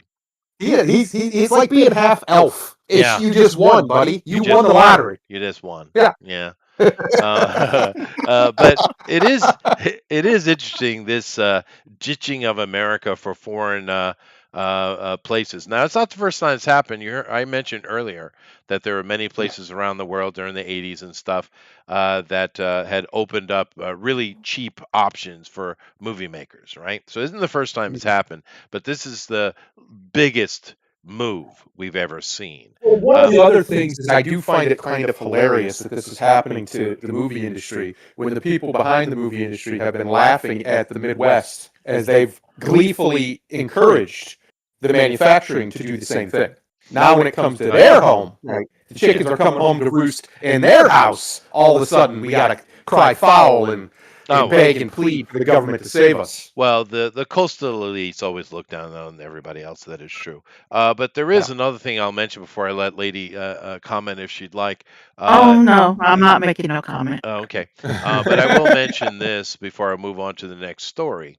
You mentioned India doing their own thing, Southeast Asia, Japan with its animation, the Middle East, actually, Turkey and Iran even put out some pretty good stuff. The Europeans there's plenty of good stuff that comes out of Europe from here or there. There is even some good stuff I've seen in Mexico, although rare. There is a market that I know very few Americans involve themselves with, and it's Russia. And here's the thing I'm telling you. Russia in its movie industry is basically like it was in the 80s in America, is where they are right now. They are putting out banger after banger, dude. There are so many great action films, horror particularly. They're really good at that. Just so many great movies coming out of Russia, and Americans are What a missing. surprise. Well, but dude, they're missing out. There's fun. There's some fun stuff because see, the Russians haven't lost the concept, just like the Indians and the other ones. What is a movie for? It's for freaking entertainment, dude. No, what? Now that sounds blasphemous, sir. Sir? Well, It I'm sounds just like you saying. need to report to your local commissar for re-education, sir. Okay, but these other places are coming up because they're making fun things where the Americans are so obsessed with their ideology, right? But Yeah. I'm really, really would encourage you to go find a Russian movie and watch it because it's like we were in the 80s, dude. They're having their golden age right now, and Americans are missing out on it. There's some great fun stuff, dude. They even have fun superhero movies. They're schlocky B greatness, just golden, golden ramen, dude. It's awesome. Anyway, so this is an interesting thing, and Georgia is losing out big time, and it's only going to get worse. And I am curious eventually when Trump gets to it, what he will do in that regard. But he's a bit busy right now. Anyway, let's move on. Is what needs to happen to Hollywood. I'm sorry, Grimlock. Go ahead and give us your double G opinion, please. Well, one interesting part that you guys haven't brought up, and I know some people say it's conspiracy, but there's got to be some blatant money laundering going on because Yeah. we've looked at if you looked at Hollywood over the last 10 to 15 years, these freaking budgets are ridiculous. I mean, you're spending entire country's GDP on a fucking 10 episode show that nobody's watching. Yep. And nobody's talking about where the money's going. Like Superman and Fantastic Four. I've seen neither one. I've seen neither of either one of those movies that kind of warrant the budgets that people have reported those two movies have. Now we to know where this. they have to make nearly $1 billion fuck to be profitable just to break even. Yeah. And you like you said for years because a lot of the southern states, it's not just Georgia, because a lot of North Carolina for a while was one of the states Florida people was coming to shoot films and TV. Even some areas in South Carolina and Florida, of course, because DeSantis is all about business, which a lot of other people should be. It's one of the few things I agree with DeSantis. He's always open. Yeah, but, well, as he should be. He's a governor. His job is to make them money. But no, you're right. You're right, 100%. Yeah. But I But mean, it's just that they're leaving. We know there's corruption, or I don't know. It's probably technically legal what they're doing, It is. It's because legal money laundering. yeah, 100%. because you look at these movies, especially these big budgets that Grimlock just mentioned, and you go look at the amount of executive producers. There's like a freaking 100 of them, right? well, it's Um, not. It's just not. It's not. But it's not just the movies anymore. It's. I mean, I know you haven't been watching them because none of them deserve to be watched. But the last, I think, 10 consecutive Marvel Disney Plus shows all had budgets north of $200 million, yeah, and you just look at those. You don't even have to watch the shows. Just look at the trailers and go, where the fuck did they right. spend $200 million at? And the cast is not getting that money. No, Their they can blame salaries. that on the cast. Matter of fact, if you look at the salaries that these young actors are making and compare it to say the 80s and 90s, it's not too dissimilar, right? Yes. But yet the amount of money going in is quintupled, pentupled, Well, right? do you guys know? I'm sure you both know this, but it's very interesting. One of the main ways that money is legally laundered, especially among the elite, it has always been, especially in modern times, art. Do you really think that these paintings and things actually are worth what they say they're worth? No, Of well, course we they're not. know that's a way to Hey, hide they're that. doing the exact same thing with these movies. Maybe. Well, now It's completely legal. It's completely legal. It shouldn't be, but it is. there is a But how do you conspiracy. stop it? There is a conspiracy on the back end, though, we could talk about with this. It is conspiracy Mhm. theory that, okay, they're just moving money around and giving money to people so that they can Glad-handed. glad handing people, sure. But there is also a theory that this money is being moved through these producers and it's being funneled into Democratic Party initiatives. Now, I don't know. They were doing that with USAID. We know that, right? Yes. The Democrats are constantly looking for ways to funnel more money into their projects in their hands. Now, I don't know if this is true with Hollywood. It probably is a little bit. I have a feeling it's a little bit of both.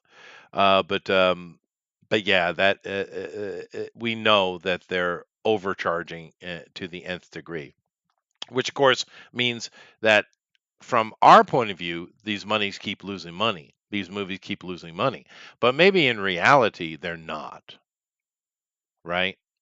Because the actual cost of the movie is not higher than we think. Maybe it's much lower than we think. You see what I mean? That Yes. could be a thing that's going on. But yeah, it is a shame. However, before I move to the next story, I got to go do something real quick. Can you guys take over for me, please? Oh, sure. Thank you. Oh, sure. Chester has always got to go do something. One of these days, we're gonna convince him to get a GoPro and take us with him. I want to see what Chester Cornelius Busby's up to. What's he get up to? Yeah, he don't want to see us. He don't want us to see him get fucked up by them old women. That's what it is. His morning cup of coffee and molestation has just begun. Yes, the old women can't keep their hands off him. You were here last week. I think it was last week, maybe the week before, where he was talking about a young woman who he had a. Oh no, the bartender. Yes. Yes. Oh yeah, I remember that. The bartender. Yes. My man. My man. Oh, Sounded like a Seinfeld episode. One of the worst things, and I would say actually probably the worst thing about being married is when you have those events. It happens sometimes. There's just that click with somebody, and I can't do anything. I can't enjoy this much further than this because I'm married, and that sucks because one of the best things in life is that moment, right? That little moment of connection when you get with somebody. It's great. Nothing can replace it. Honestly, there's nothing that even really compares to it. Not that I would say there's things that are better than it, but it's so unique among human experience.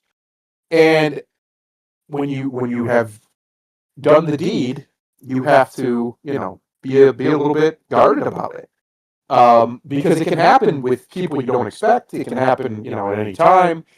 And our boy Chester unfortunately fell into the old honey trap. And had him a moment. I thought it was quite humorous.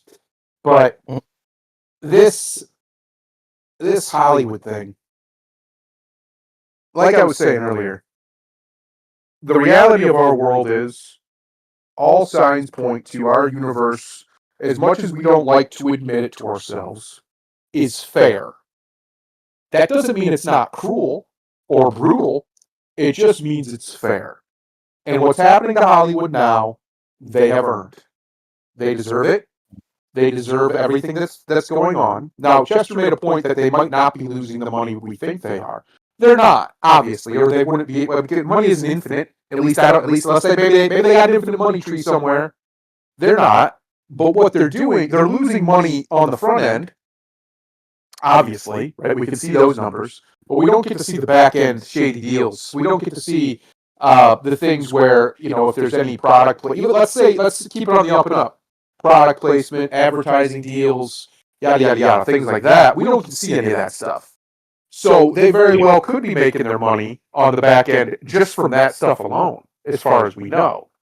Because the Marvel brand is extremely, well, at least it was, extremely powerful. So being associated with it was a good thing for anybody, right? Just a few years ago. I think that might be shifting against them now, and it does feel like there's a lot of toxicity on their brand. And they've earned every little bit of it because they're a bunch of pricks for no reason to their own audience, other than that they hate us. But, because think about it, man, how nice would it be to not hate Marvel and Disney? To just not. To live in a world where they're sane, and all they want to do is make really good movies for their audience. And that's all they did with these IPs. And we had a decade of the MCU, and for the most part, it was pretty good. Imagine if we had 2 decades of it. Or something similar, right? Or even if you didn't have the MCU, they just made good movies about these characters. Imagine we had a whole series of really, really good Spider-Man movies. Really, really good X-Men movies. We just had them because they, they want to. They can do it. We know they can do it. We've seen them do it. They just refuse. They refuse to give us what we want because hubris, hatred, and a little bit of pure zealotry. Also, they obviously have an agenda. That's the one thing. Chester was alluding to it. But one of the things they absolutely have is an agenda. Whether or not they're doing weird stuff with kids, there's been way too much smoke for that not to be some fire somewhere in that Hollywood. Whether or not they're, some kind of money laundering scheme for political parties, probably, because everything seems to be. Whether or not it could be as simple as narcotics money is getting funneled through Hollywood. Who knows? We just don't know where this dirty money's coming from, but there's clearly something going on. Clearly, like you said, 10 years, or the last 10 projects of their little TV shows have $200 million budgets or more. Or more. First of all, where are they getting that much money? And second of all, how could they have ever made that back? There's no way they made that back on Disney Plus. No way. So why would they throw money away like that? Just throw it away unless it wasn't their money and they were laundering it. Somebody needed to get rid of some money for various purposes, and that's how they did it. You buy in, you buy in, you get favors later, is basically what it feels like to me. Which is basically how all business is conducted. We just don't like to say it that way, but that's how all business is conducted. Usually when you first step in the door, you're probably going to lose money on that first deal, or you're not going to make a ton, right? It's pretty rare your first deal with somebody, you get bank. But the second deal, the third deal, the fourth deal, that's when the money starts coming in, because now there's that trust built. There's that rapport. There's that, foundation. I think that's what's happening here. I think the reason why they're able to waste all this money is because there's a lot of people, whether they're black market people or normal market people, who need to get rid of some cash for various reasons. Or they need, and what they do is they go to Hollywood, and they want favors from powerful people in Hollywood, powerful people around Hollywood, because all these big companies, not just the Hollywood companies, the production companies, all of them are owned by somebody else. If you go up the chain far enough, there's basically like 6 corporations in America. They all own pieces of each other. They're very incestuous. And what I think, here's I'm going to postulate a theory to you, Chester. It might not be as sinister as we think. It might simply be pay to play. They use Hollywood for the big ticket pay to play. Uh-huh. So somebody, let's say, some big corporation out here, right? They're making $10 billion a year. They have a stake in a Hollywood company, a production company, or a distribution company, one of the big daddies. You want to do business with them. They're like, listen, we don't need your business. We don't blah blah blah blah blah. But maybe if you help this production out, we can talk. You see. So they help the production out because it's perfectly legal. You can invest in any movie project if they want you to, right? They can't. Yeah. It just is what it is. If it makes money, if it doesn't, is immaterial because they already got it paid for. Because this person over here, whether it's shifty or not, it could be completely legitimate business on the back end. Whether it's shifty or not, they're not putting money into the till to get money back, even if they eventually do. They're putting money into the till to get access. To get access to this other thing that they're after, whether it's a market, a company, maybe it's just a singular person, or maybe it's terrible things like children. I think that's probably what it is. I think there's a lot of people, a lot of big money movers out there who Hollywood's become one of the ways. There's others, like I was mentioning, art, where when they launder the money, it's not really about the money they give in that moment. It's about what that money gets them later. And Possibly, or just a way to hide money so it isn't taxed. Yes. Need to burn some off so you don't get taxed. Thank you, Booster. I thank you for mentioning it. I went and tried to fix it, so I'm glad I did. Yeah. Yeah, you guys just tell me those things and I might pay attention and notice 2% of the time. It'd be great. But no, I agree with all that. How dare you say you can barely stand the one? I happen to know for a fact that you love me. How about that? Booster How about said, that, that's Booster? not me. It's I know. I said Booster.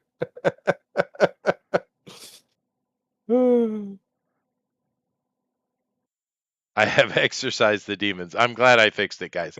Awesome. So let's move along here. I kind of think I remember making that mistake and then not going back in and fixing it because I'm lazy. Anyway, moving on.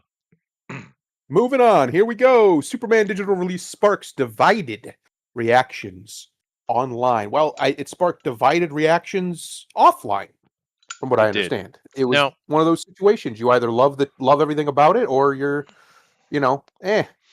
Yeah, this movie, it's most people are it's about a 5 or a 6 in a movie. It seems 5 is kind of where it's sitting, and for some reason, a lot of people think 5 is bad, which is weird because it's just average. 5 is actually where you would want a movie of this size, this scale.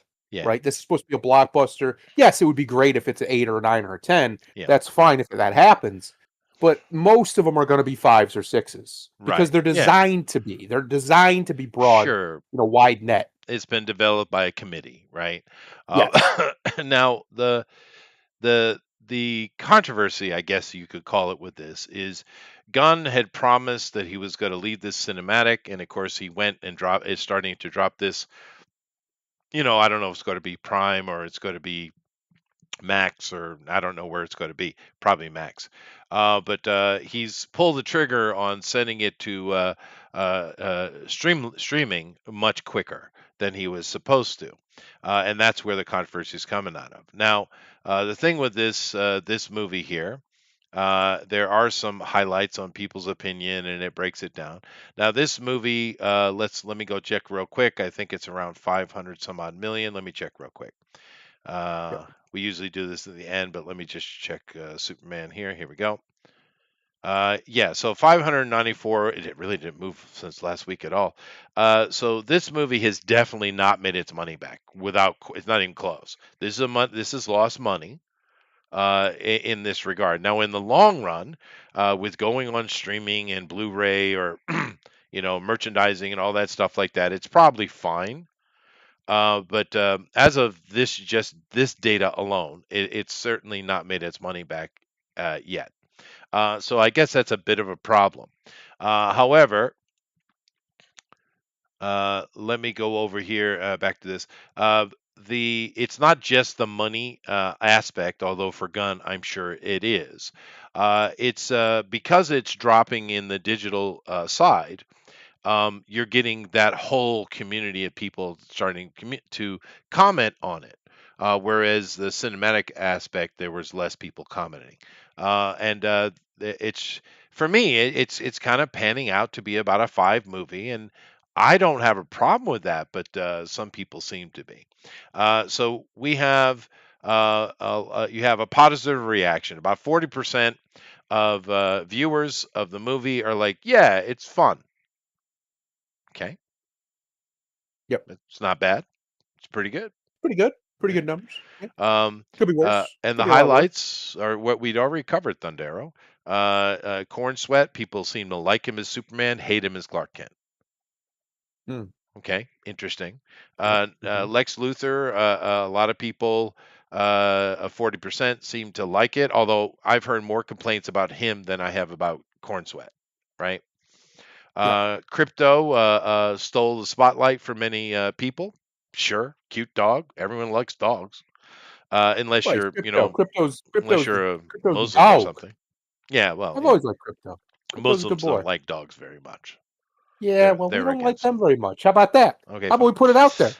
And You're some gonna make me use. pick between dogs and Muslims? That's not a decision they want to make. Okay, fine. That isn't one they want to put on the table. Some users said the film felt like Superman we needed right now, and bought it digitally to watch multiple times. Cool. So you can basically buy the film now, right? Yeah. And I don't have a problem with it. They're trying to make money. It's all about money, dude. So, Yes. I have no problem with this. I don't know where all the noise is. However, okay, so about 40% of people have those opinions. Great. All right. And also we know that Nathan Fillion playing Guy Gardner is considered the bright spot of the movie. Okay, so so we have those people's opinion. We have the negative reaction. They call it a 5 out of 10. Once again, why is that a stinker? I don't know. That's weird. Yeah, that's not a negative rating. That's not I a mean, if it's a stinker. 2 or 3, A that's a stinker would be like, stinker. yeah, Yeah. that's like, oh, Yeah. what happened here? Mm. No, 5's fine. Totally fine. That's It's a fair. fine Howard. number. That is fine. I think they probably needed it to be closer to a 7 or 8, but that's because they really needed this to be a big deal. And Well, it's not shaping up like it's okay, gonna be. fine. This is about 35% of people have this opinion. Okay, so it's about kind of 50-50 in that regard, which is pretty normal for a big or tent pole movie like this. Other accuse Warner Brothers of rushing it to digital as proof of weak box office legs. Well, that's probably true. That is probably true. They need to make money on it and they want to get to it. And we know in the long run, the amount of money they've made, it will break even, I'm sure. Right. But they want to Probably, get to it quicker than that because Warner Brothers has stuff they want to get to it. I don't mind. And some argued hate watchers were overanalyzing every scene, mocking standout moments as garbage. Well, there's always got to be those. Always. I mean, it's like here in our own community, you have Eric, right? Eric Hawkins, Mhm. great guy. I love Eric. Good artist. I mean, and I mean this sincerely. I consider Eric to be a true friend I've made over these years, right? Yeah. But now Eric has the ability to watch a movie, just shut his brain off, and be entertained. Yeah. And I joke with him a lot about it, but I am just joking with him. There's nothing wrong with that. You don't have to hyper-analyze shit. Well, he doesn't have to. Tell that to my brain. Well, that's fine. Some people like to, and I think for some people that's part of the fun is It hyper-analyzing is. stuff. It actually is. It's for me. It's far more fun, because I've seen every movie. There's nothing new. They can't wow me anymore. I'm jaded. Yeah, maybe. So what's fun Yeah. to me, it's kind of like watching a magician and trying to learn how they did the trick. It's kind of the same idea, right? So I hyperanalyze it to try and get a deeper connection to it, because by and large, it's very rare when a movie can give me that whoa moment. It's happened sometimes, but it's Yeah. extremely rare nowadays. Yeah. Yeah. And Elrod, I agree. That's what I mean. I don't get the controversy at all, Elrod. But people just, want this movie to fail because of, James Gunn Yep. and the current zeitgeist of fighting against the devil, as it were.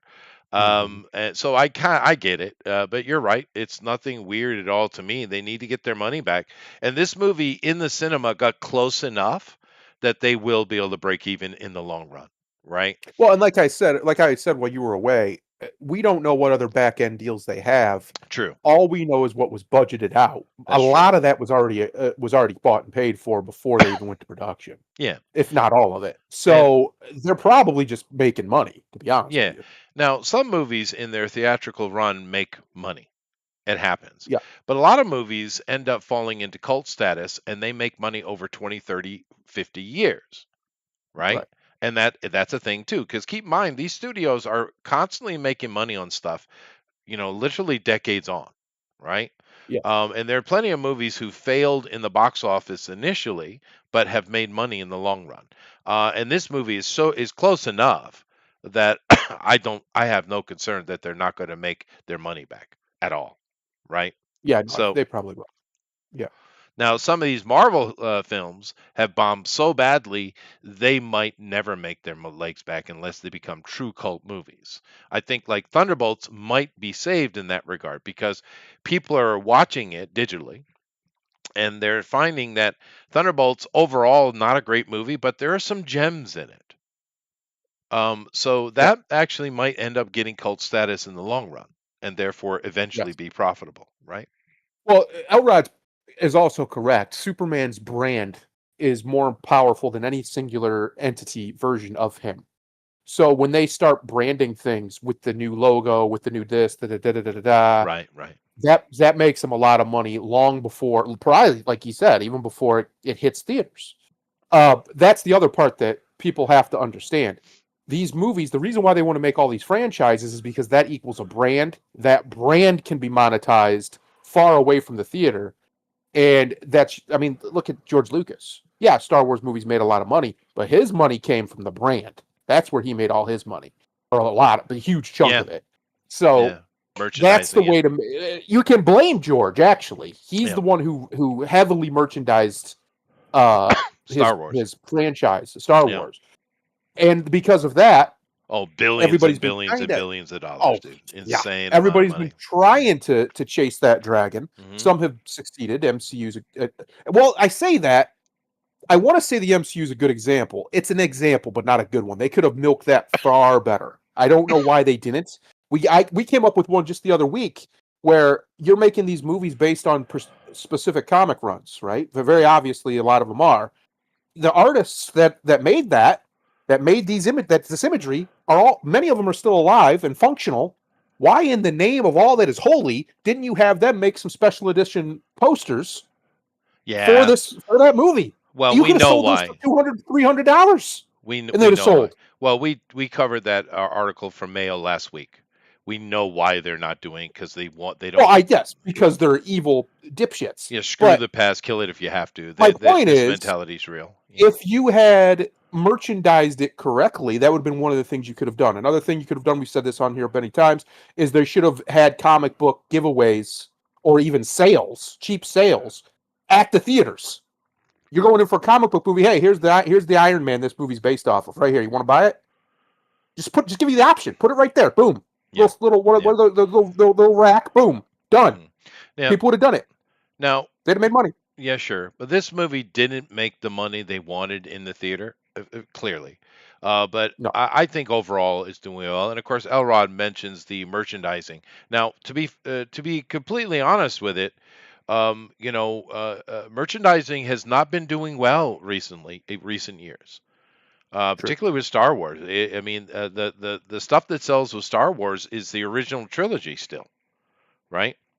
However, this movie is making money with merchandising and stuff. So, and like I said, it sounds like overall is a fine little popcorn movie to sit down and enjoy. Yep. Now, and I mean honestly, what more do you really want for Superman? To be fair, And of course, if you really want a better movie, then you can just enjoy the Donner Superman movies, which no one seems to be able to replicate the feeling of that.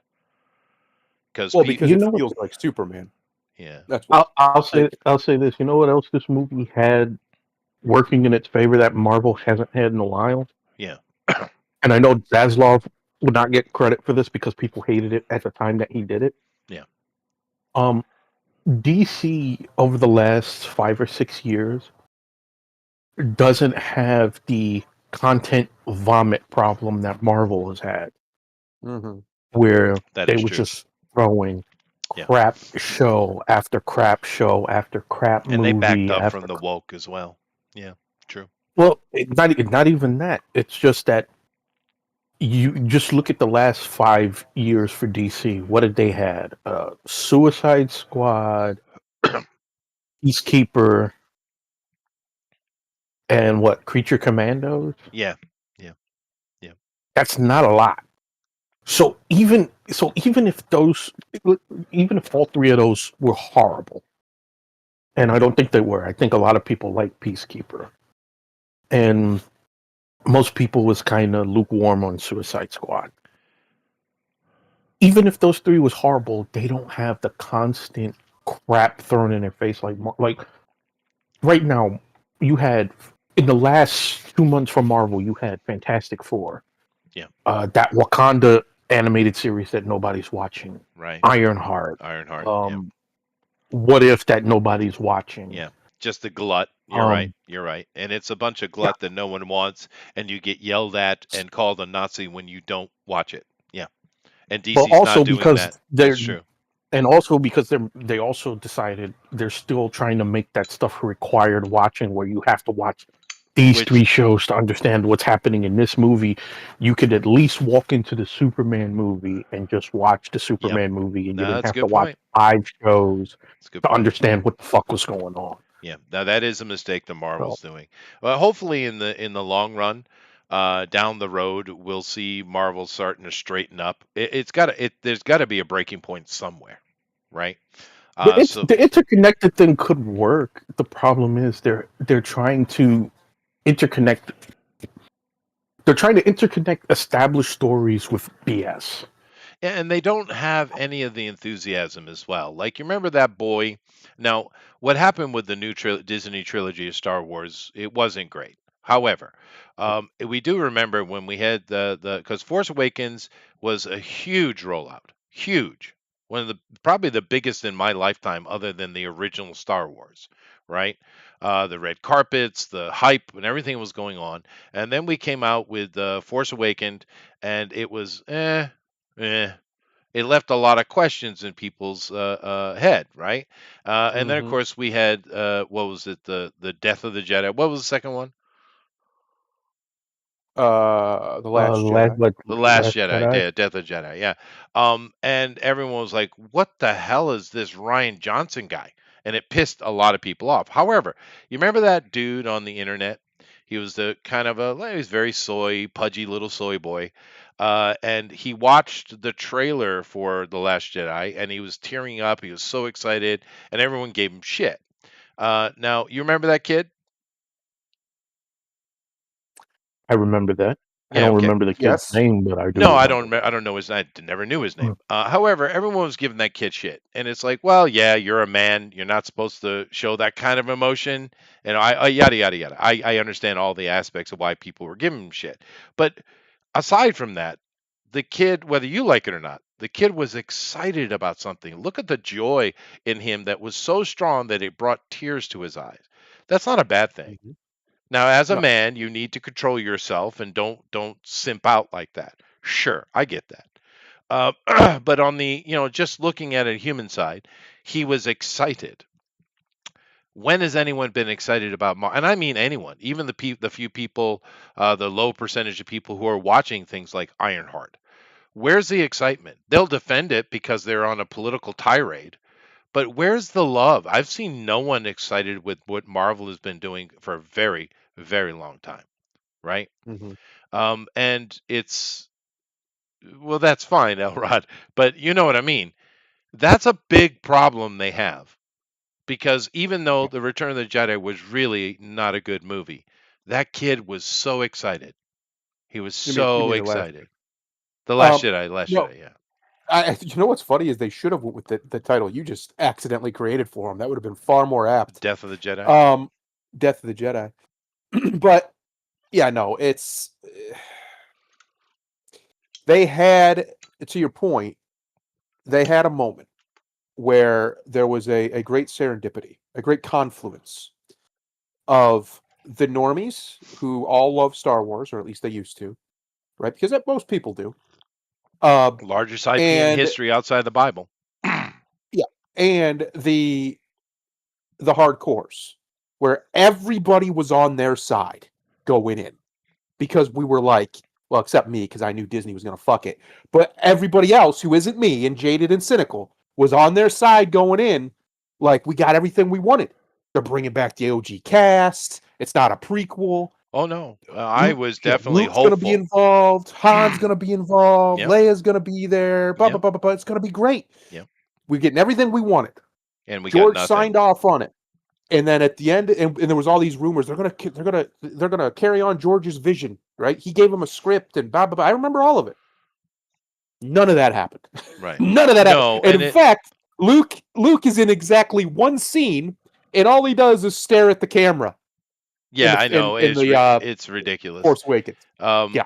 Yeah, no. And of course the the Return of the Jedi, or the Last Jedi.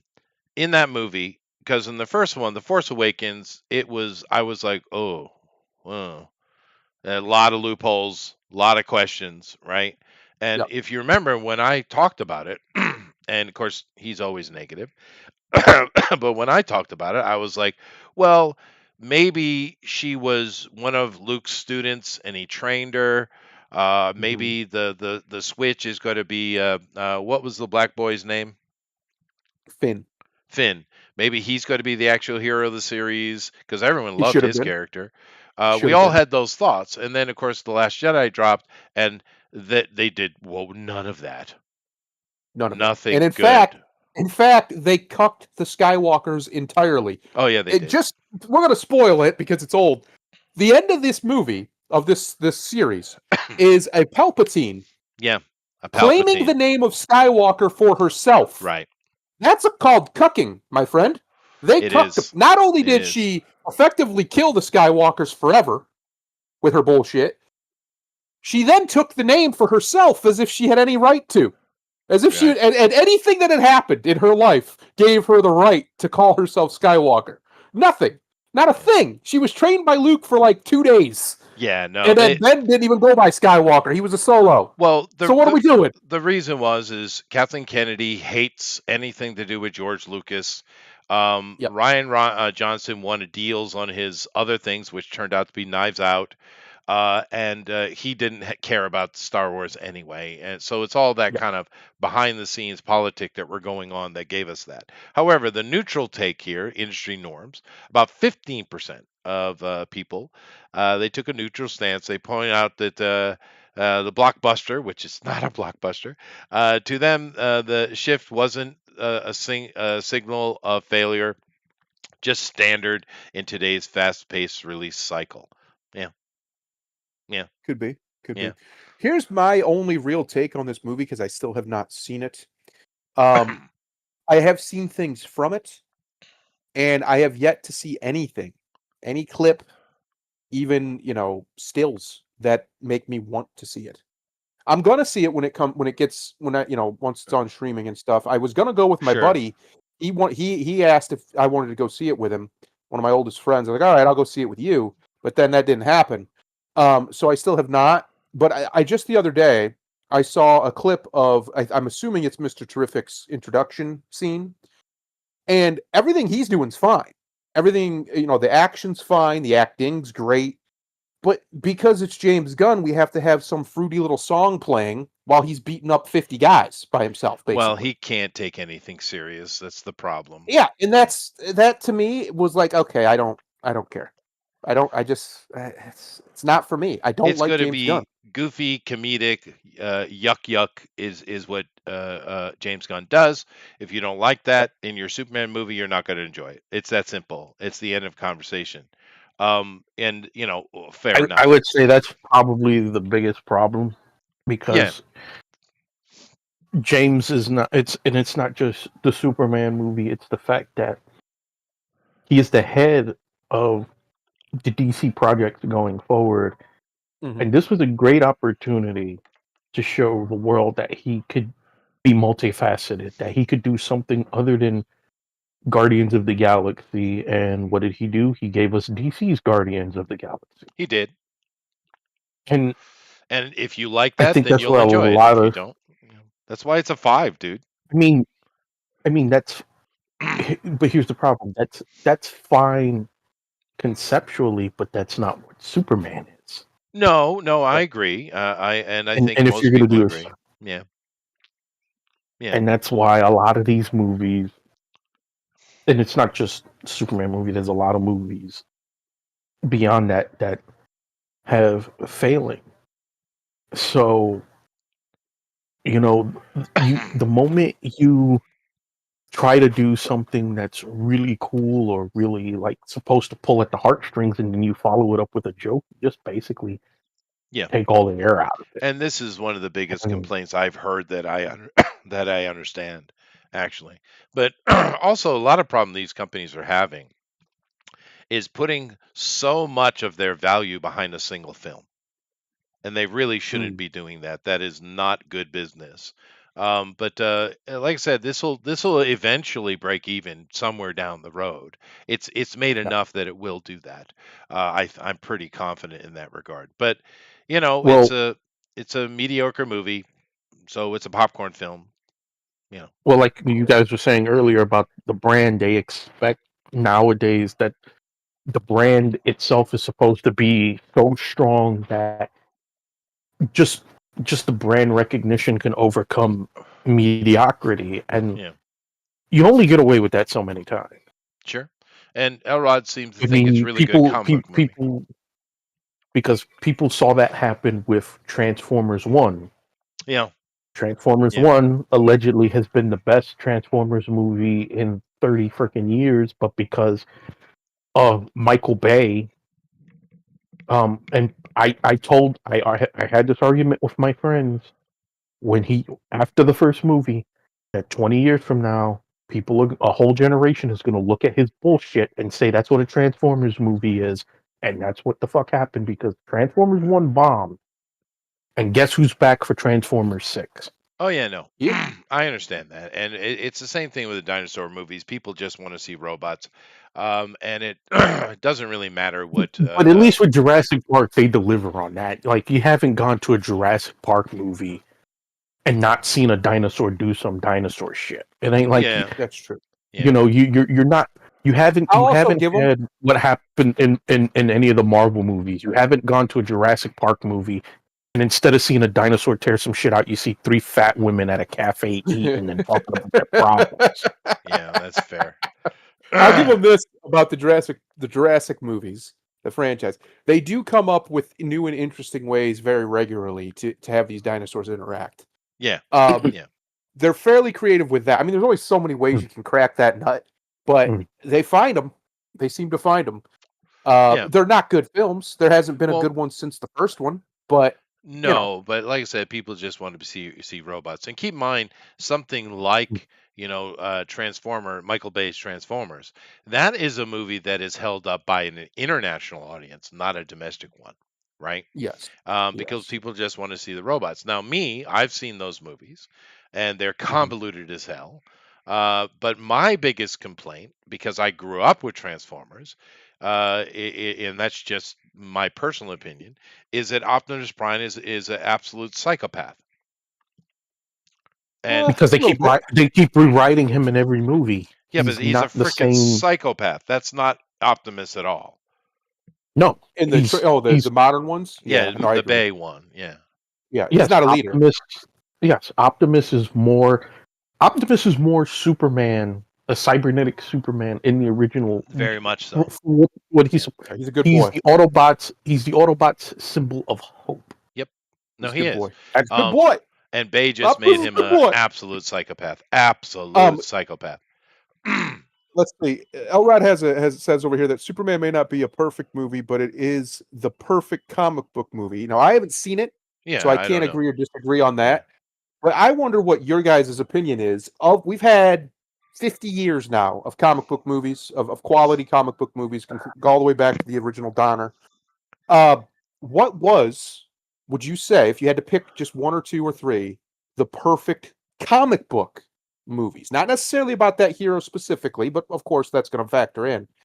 But just has the feel right of what when you read a comic book, what you want it to feel like, right?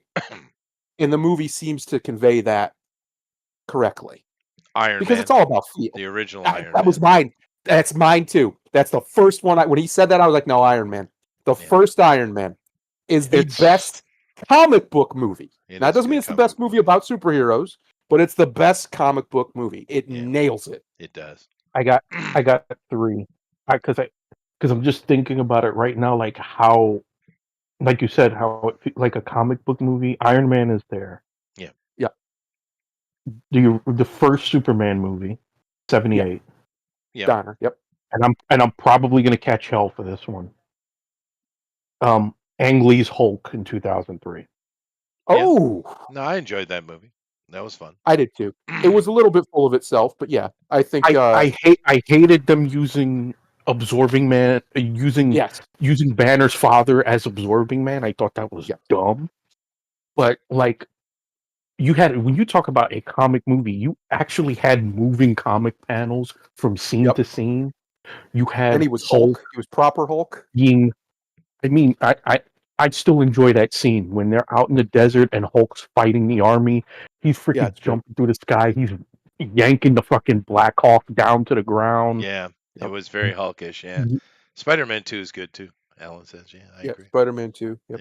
Yeah. But that's my point though. I say this a lot, that the recent Batman movie, which we may never get a sequel to, is the best Batman movie ever made. That does not mean it is the best movie with that character in it. No, and certainly not the best comic book version of Batman. No, without question. No.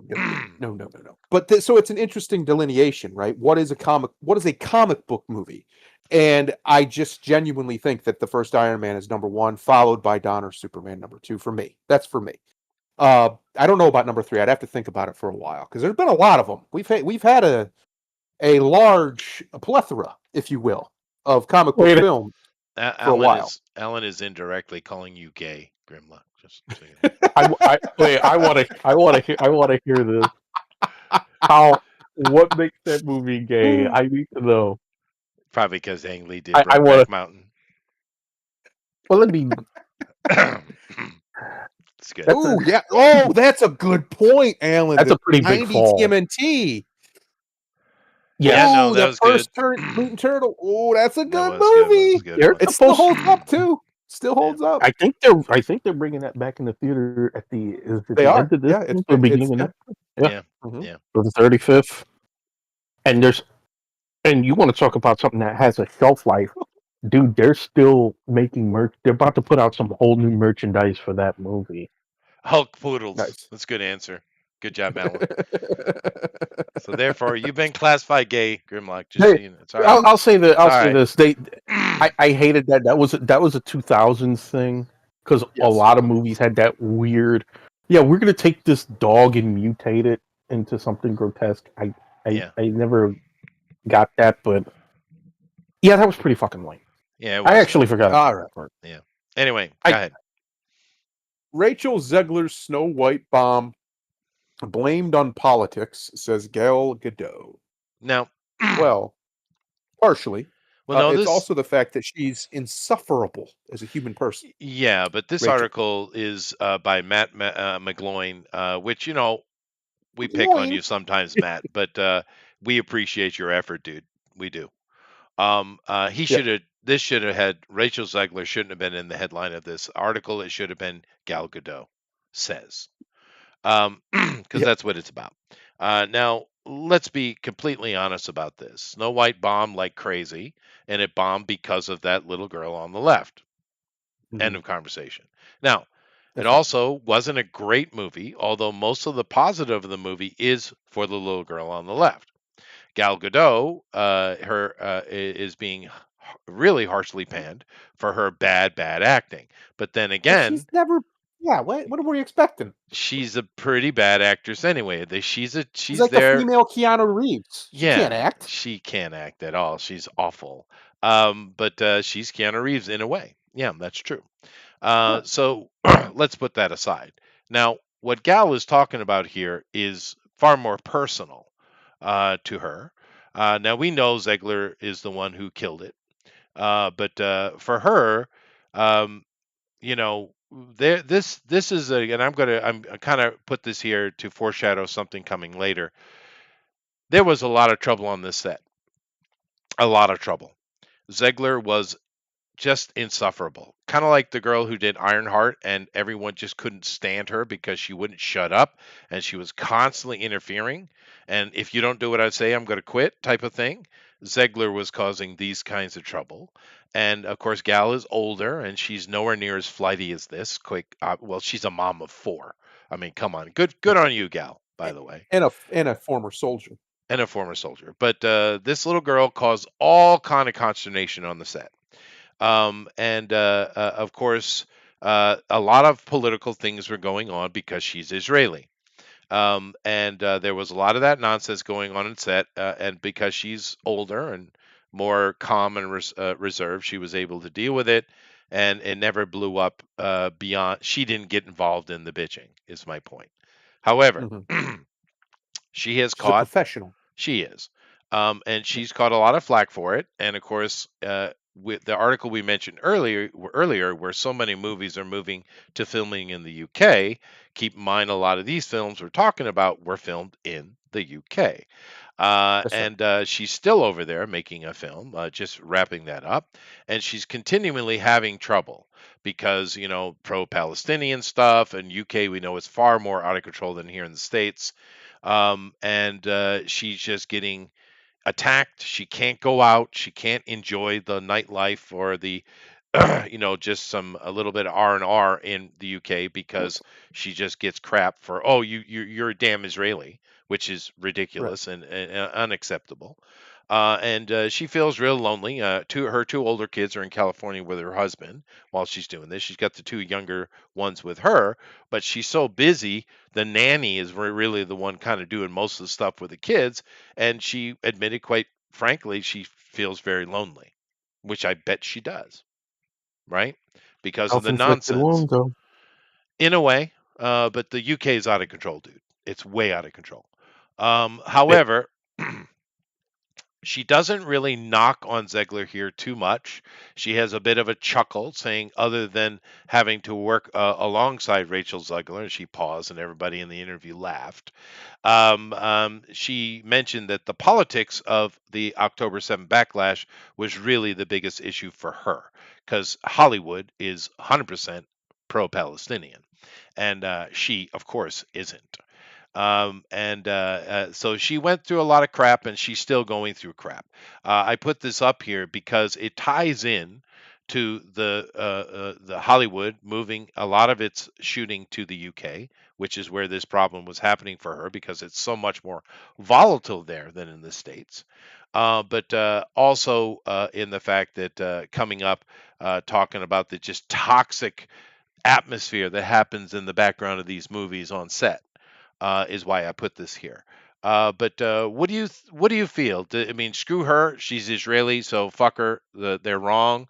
Or I mean, what's the general consensus? Because to me, I know the history of the region. I understand that the so-called Palestinians, and we might as well call them that, I guess, even though technically the Jews, the Sumerians, all the other people in the Levant would be considered Palestinians too by that logic. But hey, whatever.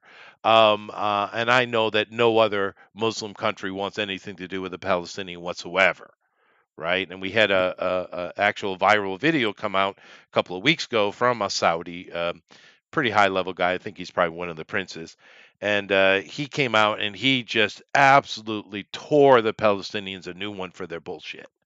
And he's not Yep. the only one. So we got all this inner fighting amongst the Muslims going on about the they basically consider the Palestinians to be half breeds. The Palestinians are the leftover remnants of various invasions. They're not actually Arabs. They're not actually this or that. They're just the kind of leftovers, right? So you have the infighting in the Muslims. You have the idiot white liberal that wants to fight whatever the current fashionable fight is. And you got people like Gal Gadot, who seems to be a fairly nice lady. She's a mom. She just likes to have fun and out there do her thing, caught in the middle of it. Yep. Yeah. What do you think? I it's one of those things where everybody gets to lose, Yeah. and I think that's okay.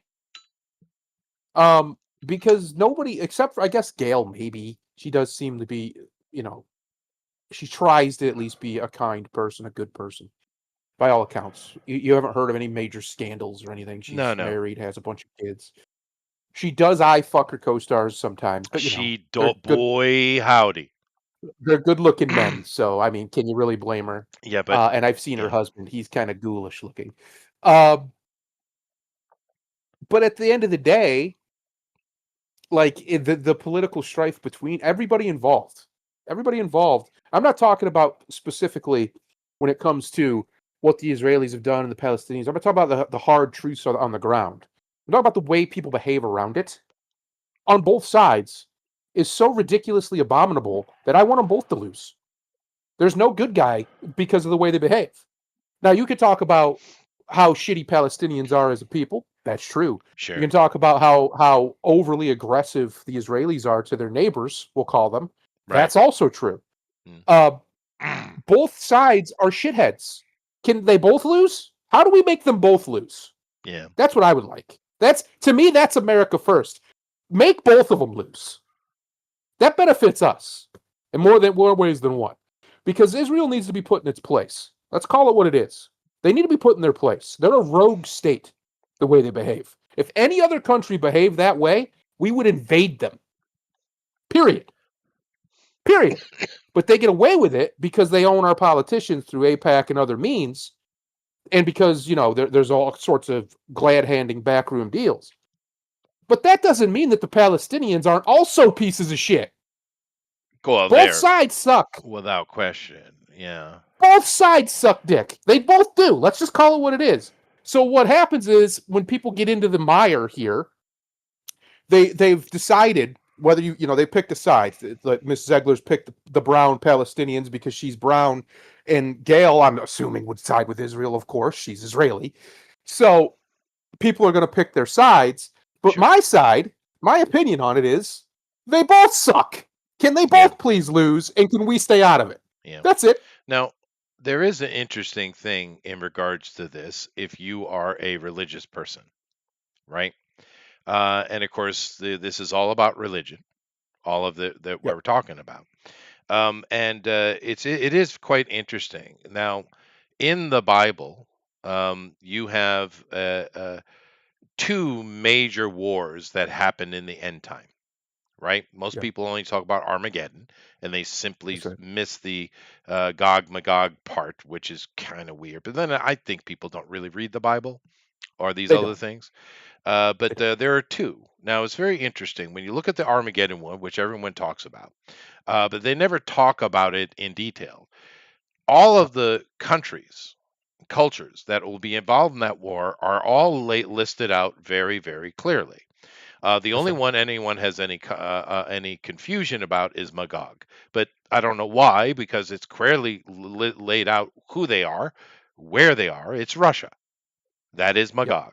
I don't know what. I don't understand the consternation. It's the same thing with the whole Atlantis thing. The church I grew up in, that's what they always said it was. Yeah, well, because it said so.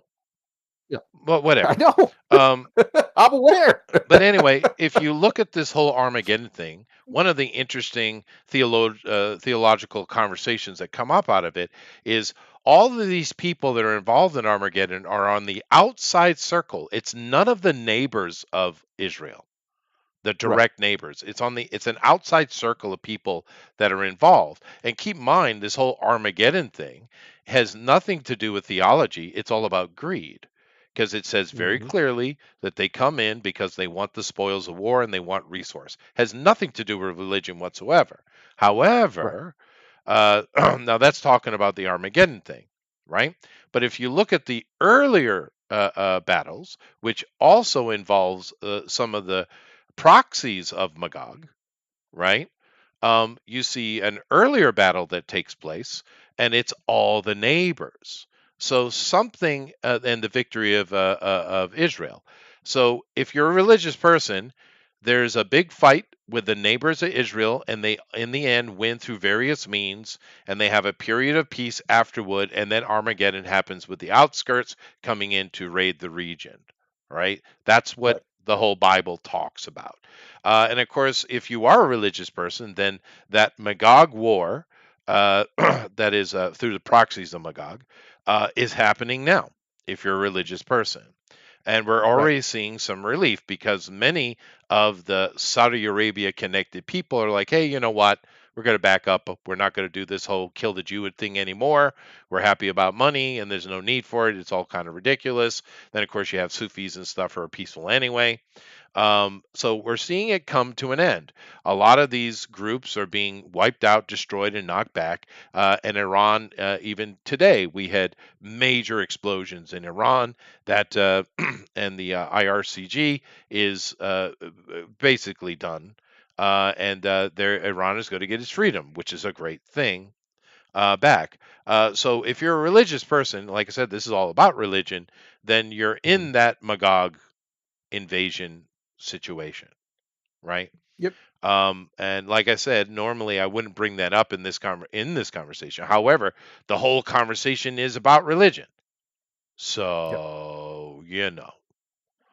Yeah, no, Grimlock? it's ridiculous that old Gail can't enjoy her time Yeah, in certain places. That's like outrageous. Henry Why? too. Why?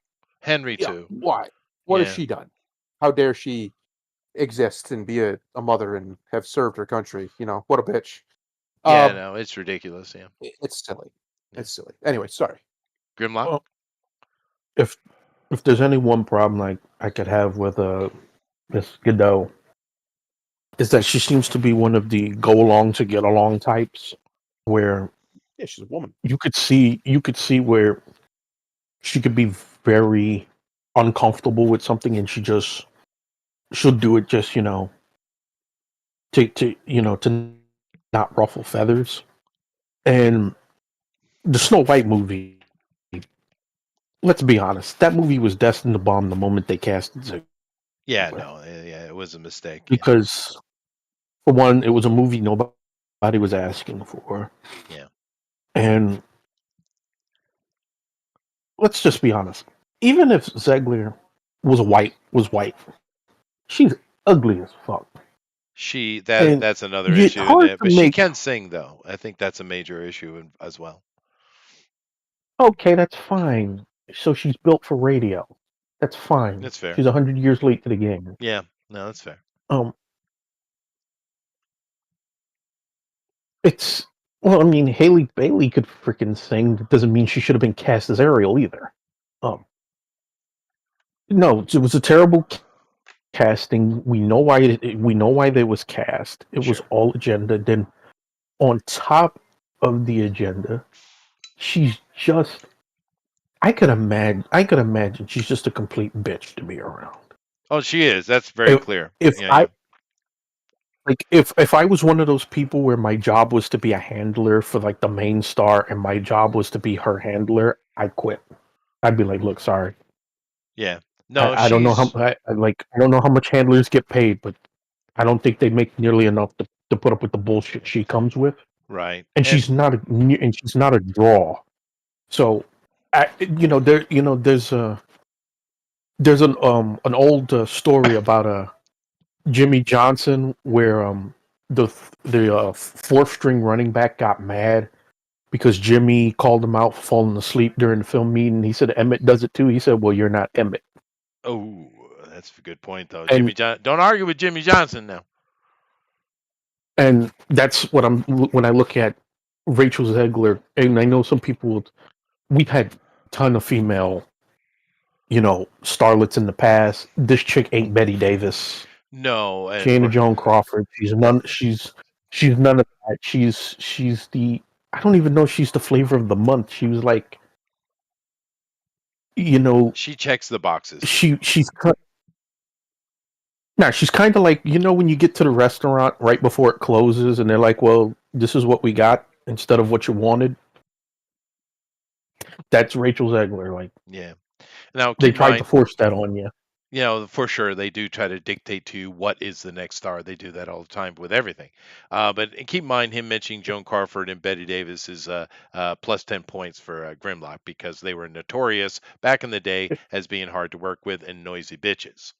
That's so good Yes, on but you, they was sir. they Good was on you. huge draws. Yeah, they were, I but I mean, mean, good on one you. time Betty Davis was Um, she was the highest paid actress of anybody in yeah, Hollywood at yeah. one time.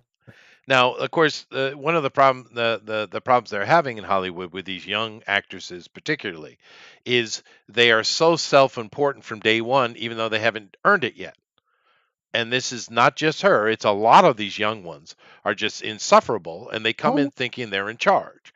And probably one of the biggest blow-ups we've seen recently is with the girl who's I don't even know her name, who did Ironheart. She was so entitled, so much. I am Dominique in. Thorne. Yeah, this girl, so entitled, she just absolutely was a toxic shoot. And you had Sacha Baron Cohen, who's worked on many projects, whether you like him or not. He said he's never seen a more toxic environment than that because he called her out. No one else will You call her know, out. yeah, it's bad because that dude usually doesn't say nothing about No, he's nobody. chill as hell. You But know, it's like it's bad when somebody like that is like, I can't take this bitch. yeah, yeah. But unfortunately, um, the last two generations, you could probably even say going back to the boomers, I would say have been operating on stolen valor, Hmm. where they come in with this level of entitlement as though they achieved what their predecessors achieved. And I know I'm going to get accused of women hating, but it seems if you just look at it seems to be a lot more the women in Hollywood doing this with than the men. Almost certainly. Because Yeah. I Right don't, now. Yeah. as much as I don't like Pedro Pascal and he's been forced down his throat, Pedro Pascal is 50. So he for whatever he had been, I guess, trying to break through for decades before he made his breakthrough. Whereas these kids are coming through the freaking door. They're like fresh out of high school, don't Yeah, they're know just throwing shit at shit him. from It's shampoo. true. It's true. Don't know shit from shampoo, and they're acting like they've done it all. I've watched a lot of, we've probably watched a lot of the same things where Hmm. you got kids coming straight out of high school. They're thinking they should be showrunners and Yep. executive Yeah. producers, It's a problem. and It's a problem. they're just coming in and they're raising $100 a hell with $5 a talent. And to be fair, Hollywood And never had that problem at the extent they have now. They've never. This is a new wrinkle, right? There are plenty of people like Joan Crawford who became insufferable, but they did work their way up through the system, though, right? yes, but she was also a draw. Where Right. people went to movies because you saw Joan Crawford's name at the beginning of the trailer. Nobody's going to movies when you see Rachel Zegler's name pop up. That's the Not difference. as of yet. They haven't earned it Like, because she hasn't made money with anything yet. Now, this dumb article is well, it's not his fault. He's just quoting stuff. Is that her mega hit Evita in the UK, which is bullshit. That has lost money like crazy with empty seats, and they've had to stop and start that thing many times just to see if they can even make it work. And these assholes are going to have her do Sound of Music and she's going to play the Julie Andrews role. Fuck right off. All right. Anyway, but beside that, I will leave this to go to the next article with one last little bit of religious thing because this is very religious. A lot of people try to understand who the Palestinians really are, the people that call themselves the Palestinians these days. And like that that Saudi prince was basically calling out they're just the dregs, the leftovers of invasions, and that might well have some truth to it. But the big argument is they are either the Moabites or the Ammonites, right? And of Yeah. course, if you are a person who likes theological prophecy and such like that, you would understand the role they play in the history of the Israelites, right? The Hebrews in general. Now, if you don't know, the Moabites and the Ammonites are coming directly out of the incestuous line of Lot. Sodom and Gomorrah Lot is who those families are coming from. Now, others will argue that it's the clan of Dan. And of course, Dan are the ones who ultimately will betray the Hebrews at every turn. But I tend to go with the Moabite aspect because of where they are in the region. But nevertheless, I know most of you don't care about that. But it is all part of the game. Moving on. Now, this is directly tied to what we just talked about, and it's fabulous. Fabulous. Avengers Doomsday, chaos on set. The colons. Robert Downey Jr. scraps weeks of filming and egos clash. Now, dun, dun, dun. We saw that thing with the director's chairs and all the people they're thrown into this movie, the sink included, to just try desperately to make some money or get some power and eyes back. Now, are we surprised, therefore, that you're starting to have a clash of ego? Anybody? No. Anybody? No. Yeah. No. We don't need a remake of The Sound of Music. We certainly don't. You're right, David. However, boy, there is a lot of trouble on this set, dude. A lot of trouble. There is just egos, and they keep throwing the word around this in this interview, in this article, using the word testosterone. Therefore, the men are at fault. And that might well be true. And amongst all of the fighting and infighting, like, no, I know how to do it better. I know how to do it better, or whatever. I don't know who the guilty parties are, although I'm sure Ryan Reynolds is in there making all kind of trouble because he wasn't supposed to be involved, but his movie is the only one made the money, so they decide, well, we better throw him in the pool too, just so we make sure we draw something in, and we know that Ryan Reynolds is an insufferable little shit. Whether you maybe you like that or not. There's another big aspect of this. As usual, they are going into shooting a movie with an unfinished script. Yeah, they don't even have a script. Problem. Yeah. So yeah. Oh, you think there's going to be clashes when you bring in this many big people, and you're telling them, okay, so what are we doing? Oh, we don't know yet. We haven't wrote it yet. The fuck you mean we haven't wrote it? Yeah. Why am I here then? That's right. Now, because that's what I would be asking. On top of all of this, Robert Downey Jr. has the ultimate power in this regard. What he says they do is in this with this movie anyway. So I think he's throwing salt on it. Maybe inadvertently. I don't know if it's directly. Maybe it is. Maybe he's just fucking with people. But he's throwing salt, and then chaos is ensuing because they had already shot like 3 weeks of filming and a lot of stuff. They shot quite a bit. But what they were doing with the Doctor Doom stuff is they were having people in the armor, stand-ins, not Robert himself. And they had people, reading lines and doing all that kind of stuff. And I guess Robert Downey came in, looked at all of it because they had already been doing a lot of shooting, and he was like, "Yeah, no, none of that. Throw that all away. I need to be in the suit. Redo it, all of it."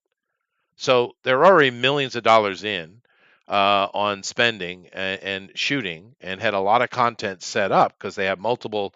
There isn't just a first camera team and a second camera team. These guys will have up to 4 or 5 camera teams working, right? Yeah. So he if that's thrashed the case, a month of work, and he came in and said, "No, we're going to redo the whole thing," and he doesn't care what anybody says. And for some reason, Kevin Feige's like, "Yes, sir, Mr. Downey." Well, if that's the case, doesn't that kind of make sense? Wasn't your whole point of bringing him back was Yeah. for this? No, I Like agree. your whole this this this was your supposed Hail Mary, right? Mhm. Because Fantastic Four wasn't it. It should have been, but it wasn't. Unfortunately, yeah. Brand New Day, whether that movie's good or not, is pretty much inconsequential because Disney does not reap the majority of the benefit of that. Um, so this is your quote unquote Hail Mary of Hail Marys. And as we was talking about earlier, you're in a massive string of failure. You've had two movies since 2019 that wasn't massive piles of shit. But the problem is they was made through outside entities. Yeah. Ryan Reynolds, whether he's being a pain in the ass on set or not, doesn't even matter at this point That's my because you need him assumption. That's because my assumption. he's one of the two people. You can't do it with Spider-Man because Sony still has the rights. Right. So you need, and this again, this falls on Kevin Feige's shoulders, which is why I've been saying he should have been fired 5 years ago. You don't get to this point without his nonsense because you shouldn't have had And it's 5 years Esposito of as well, right? majority failure. Well, Esposito's become the new problem, but if Feige's the head, if the buck stops there, then that's where the cutting needs to start first. Sure. No, I agree. Although So it's becoming more clear to me that Feige is more of a, I guess, what would the young people call him, a simp? Meaning he does what he's he told. probably He's not actually the driving force. Esposito seems to have a lot more influence and energy in the situation than Feige does. Feige is becoming, to me, looking more and more like a cucked out guy when it comes to power well over there. that only furthers the need for him to be fired because Yeah, no, homie, I agree. if you're the head and you're not doing your job as the head, why the fuck are you here? Well, that's fair. And Because this, what? and look, the concept of Doomsday was a horrible concept to begin with. You took a one-off comic, right? That's a story that it doesn't have a lot of meat on the bone. You took that and you decided we're gonna make this our Hail Mary. And I know the reason they took it is they took it so they can have all their other writers and the people that they bring in who don't like Marvel, who don't care for Marvel, they could come in and they can put their nonsense into it. Yeah. Well, And you have all these people, like you said, we just said it, what, a half hour ago? Iron Man is one of the greatest comic movies of all time. yep. You have the guy who literally jump started the thing. So I think he knows, what it would take because he's been there before. And you're like, he's being difficult. Don't you think he should be at this point?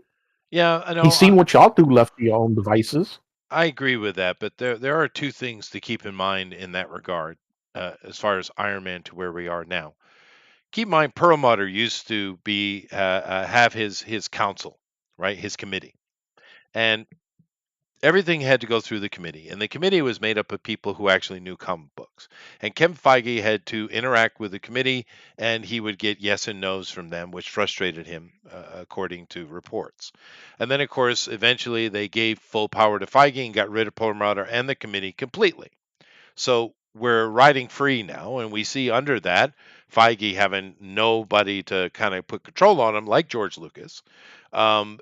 We see a guy who can't get it done, right? And Disney hasn't done anything to fix the situation. Also, in this regard, with what's going on behind the scenes with the chaos over there, with this Doomsday, they are claiming that this is equal to the trouble going on behind the scenes to like Fast and the Furious. Now, keep in mind those movies are considered some of the most hostile and toxic behind the scenes situations we've ever had in filming, even more so than say the Isle of Dr. Moreau, which had Brando and Val Kilmer, and we know how they are. But you have more people, so this thing is like the worst toxic situation, and I'm using that word correctly, not like the libs do. That is they've ever Yeah. dealt with. The amount of yelling and screaming and shit that's going on this set is out of control. So, I would it's like, imagine. what the hell, dude? Because there's no boss. Feige's not a boss. It's the problem. They don't, and Perlmutter, every year that goes by, it shows more clearly how important Perlmutter was. Right? Yes. Yeah, no, he was. Well, it was because he was not only was he a boss, or at least a voice of authority. He's been around a very long time. Sure. He's an old man. He's got that kind of gravitas, right? He's been dealing with these people for basically his entire life. So I venture to guess he's one of these types who isn't going to put up with their prima donna bullshit. And Feige is one of the types who will put up with prima donna bullshit. And the reason he is because he He's desperately soft. wants to be liked. Yeah, He he's desperately soft. wants to be loved. Perlmutter doesn't give a shit. Perlmutter wants to make money. You don't go through life with a name like Perlmutter and care if other people like you or not. Because I promise you that man was bullied as a child. A name like that. So he definitely has a much thicker skin, a much harder skin. One of the other things is, and I agree with Grimlock here, let's say Robert Downey Jr. is the one causing issues. Good. Good. Technically, he's the biggest star of all time. Of all time. The amount of money he made off those huge Avengers movies at the end, Infinity War and Endgame. And not only did he do that, but people forget this, he made sure all of his co-stars got fat paid too. No, he he wouldn't did. even consider coming back unless they got huge bumps because they were going to screw them out of money. Like your Hemsworths and your what have you, they weren't going to get the big bumps like he got to continue. And he said that's not going to happen. Get them back in here, figure it out. And they did. That's the kind of guy who you want to listen to, even if he's wrong. And maybe he is. I don't know. I don't know what he's bitching about. His voice should have so much more weight than just about everybody else because this thing doesn't exist without him. We said it earlier I didn't even know you were going to go here. We said it earlier. The first Iron Man movie is the perfect comic book movie to all three of us. We all agreed. Yeah. That movie is timeless. That movie is going to outlive the MCU most likely. That movie is carried largely, I would say, the Gorilla's portion, if you will, is carried by him, by his performance, his charisma as that character, the way he can. One of the things he doesn't get credit for as Tony is he can be charming and tragic in the same scene at the same time. That is incredibly hard to do as an actor because you have to be able to be personable with people who don't know you. You have any idea how hard that is to do? This is why sales is one of the hardest jobs in the world and has the highest turnover rate of any job in the world. Because you have to be able to get to somebody's heart without knowing anything about them other than the very little interaction you have. And as a movie star, as an actor, you don't get to see the audience at all, right? That you're not talking to them, but you are talking to them. See what I mean? So the way that he's able to, and he does it in even in Endgame, which I think is a dog shit film, the way he's able to be charismatic and charming while also carrying tragedy and showing it is so unbelievable. And it's why that movie is one of the main reasons why that movie works so well is his performance. No, The other Robert reason Downey is, of course, important. Obadiah Stane is amazing. He's so good. He's so good. Yeah. Obadiah Stane. But if he's on the set causing problems, unless he's like way out of line, which I don't know doubt, if it's him. I'm just saying, if it is him, or if it's people, because if the reports are true that it's a lot of masculine testosterone energy, that's the problem. Right. Which We can precludes eliminate us to Pedro think. from that equation. Well, I don't think Robert Downey Jr. I don't think he stays out of that. I don't think he's that type of Maybe guy. not, but it also precludes men. But these days, I don't know that does not. That's true. That's true. No, what I think it is exactly what you said. It's there's a lot of big egos on that set. Yep. Some of them been doing this a very long time, and they think they know what's best. But Yep. my point is there's only one guy on that set that's proven he knows what's best. He's got the money in there. Basically, the only reason the MCU exists is because Right. he put the money in their pocket. And So if there's anything going on around him, everybody, I don't care if you're Patrick Stewart, you shut up and listen. He's sir on that set to you. right, he should be. Period. But I Yeah. think another issue is in the background with Feige and Disney itself. They don't have a script. They're not prepared. They don't know what they're No. doing. They're in they're absolute Russian. limbo They're because doing well what the because DCEU did. They're Russian. they are, and they keep putting out this crap, and they keep getting hit. They really needed Fantastic Four to be a mega hit, and it's not. It's a mega No. flop, and they're just in constant panic mode where they're trying to seal this leak and that leak over and over again. And here they are with this thing that's supposed to save the MCU, and it's just they don't know what they're doing. It's complete chaos, and it looks to me like Robert Downey is stepping up, and saying, "All right, hold on. I know what we need to Yeah. do. Let's get it done." And Let's do this. Let's do that. and that's creating problems all Yes. everywhere because And I don't whereas care who you are. If he says it, you need to listen. yeah, but we're assuming these egos and testosterone, as it says, is just the actors and not producers, Oh, I think directors. it's everybody. Yeah, Yeah. it could be a lot of I stuff. think the stress of because everybody is aware of what you just said. Yes, Everybody's aware of it. yes, They yes. know this is it for them, right? When it comes to like, there's a lot of pressure on this movie, a lot of pressure. Maybe the most in Hollywood history, if we're being honest. This is the biggest franchise of all time, whether we like it or not, and its future rides on the success of one film. One film. So there's a lot of pressure on that set, Yeah, and I think a lot of people. It sounds like they're just buckling under it. yeah. They that's- all that's want their what it own sounds way. like. And that's not real. That's not realistic. Imagine if in Endgame, for all of its faults, the one thing that it did very well was the Avengers Assemble scene. That was great. I'll give it that. Captain America, he's all alone. He's at the end of his rope, and all the Avengers from the whole MCU basically comes and helps him. That's great. That was awesome. However, imagine if we were filming that and every single one of those people was bitching the whole time because they wanted more spotlight. They wanted to do this. Why don't my character get? Why don't my character? What? Because that's what it sounds like is happening. Yeah, Whether it's the actors themselves too or many cooks in individual the producers. kitchen, dude. Yes, somebody needs to step up that isn't just an actor, that has the authority and put the hammer.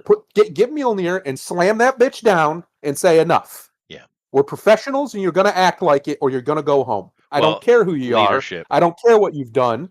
That's enough. Yeah. And this is a shocking thing to me because that statement right there, it should be something that happens everywhere all the time. But Ironheart, which we mentioned earlier, is another example. You get this young girl who has no background whatsoever coming in and can and basically manhandle that set to the point that she's literally rewriting scripts on her own at the moment of shooting. Where's the director? Where are the producers to come in and say, hey, what are you doing? Shut up and read your line. No one was keeping her in line because they're terrified of the little teeny, she's teeny, the little teeny black woman. That's what they're scared to death of that little black woman. And no one will step up and say, hey, I'm in charge. Shut up and read your lines. I don't care what your opinion is. Maybe if you're successful with this film and a few others, maybe then your opinion will be listened to, which is what someone should have done. But no one did. They let this little girl run roughshod across everybody. And we mentioned that Sacha Baron Cohen usually says nothing. And it probably hit on his ego a bit because he is established. Yes. Yeah. And keep in mind, by her insistence, they cut almost all of his scenes out of that movie. Yeah. Right? Outrageous. And I'm assuming his scenes were probably something that might have helped quite a bit, right? But I whatever. imagine. It's I'm not surprised because of the stupidity. Now let's move away from stupidity, a lot of stupidity. Let's move into what it should be, shall we? Nobody to Well, review. Funnier, faster, and just as brutal. Interesting. I was gonna ask before you changed. Um, aren't the Russo brothers also back for that movie? They are.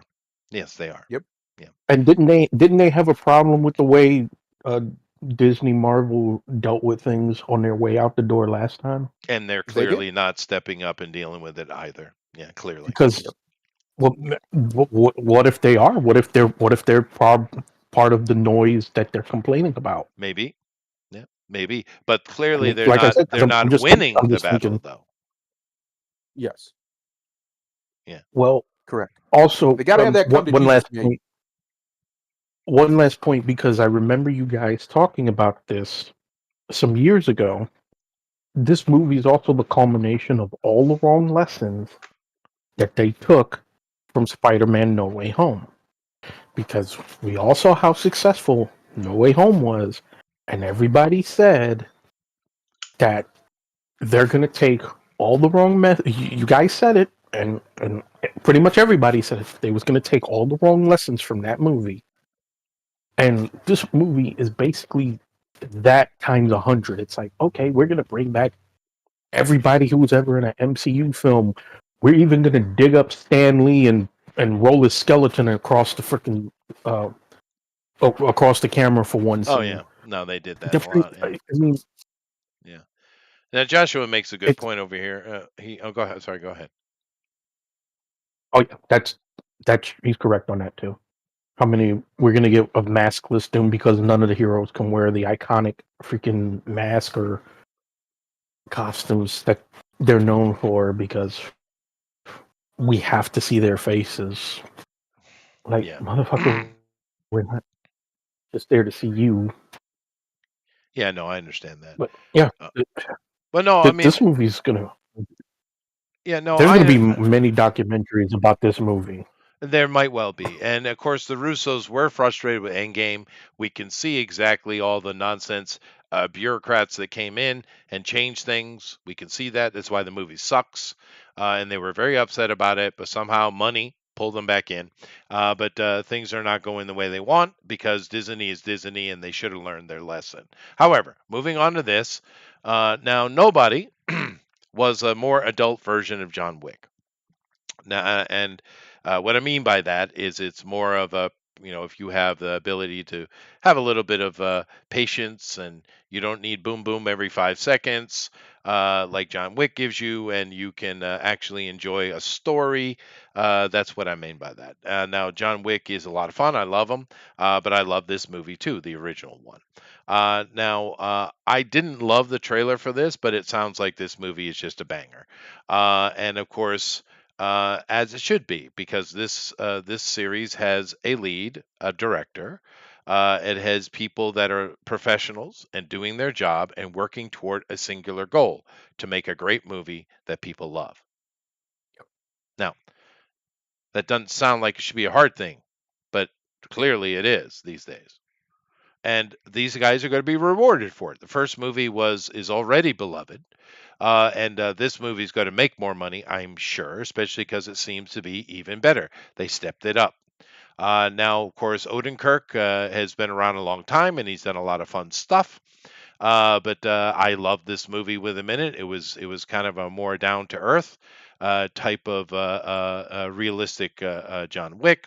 And of course, another thing is it's probably one of the last films we're going to see with Christopher Lloyd because he is up there and I'm assuming his dementia is very, or whatever it is, Alzheimer's, whatever he's got, is difficult to deal with on set. And I don't know that we'll see much more of him. However, he is chewing scenery still at his advanced age. And he is quite a fun thing in this movie. And of course, in the original movie, when he finally showed up toward the end, it was like, well, that's awesome. Right? Yes. So we have that going on. There's some really good villains in this, and Sharon Stone is in this as a bad guy. I guess. I Sharon Stone, was that the wife? No, no, I guess she's the bad guy. But the action stepped up.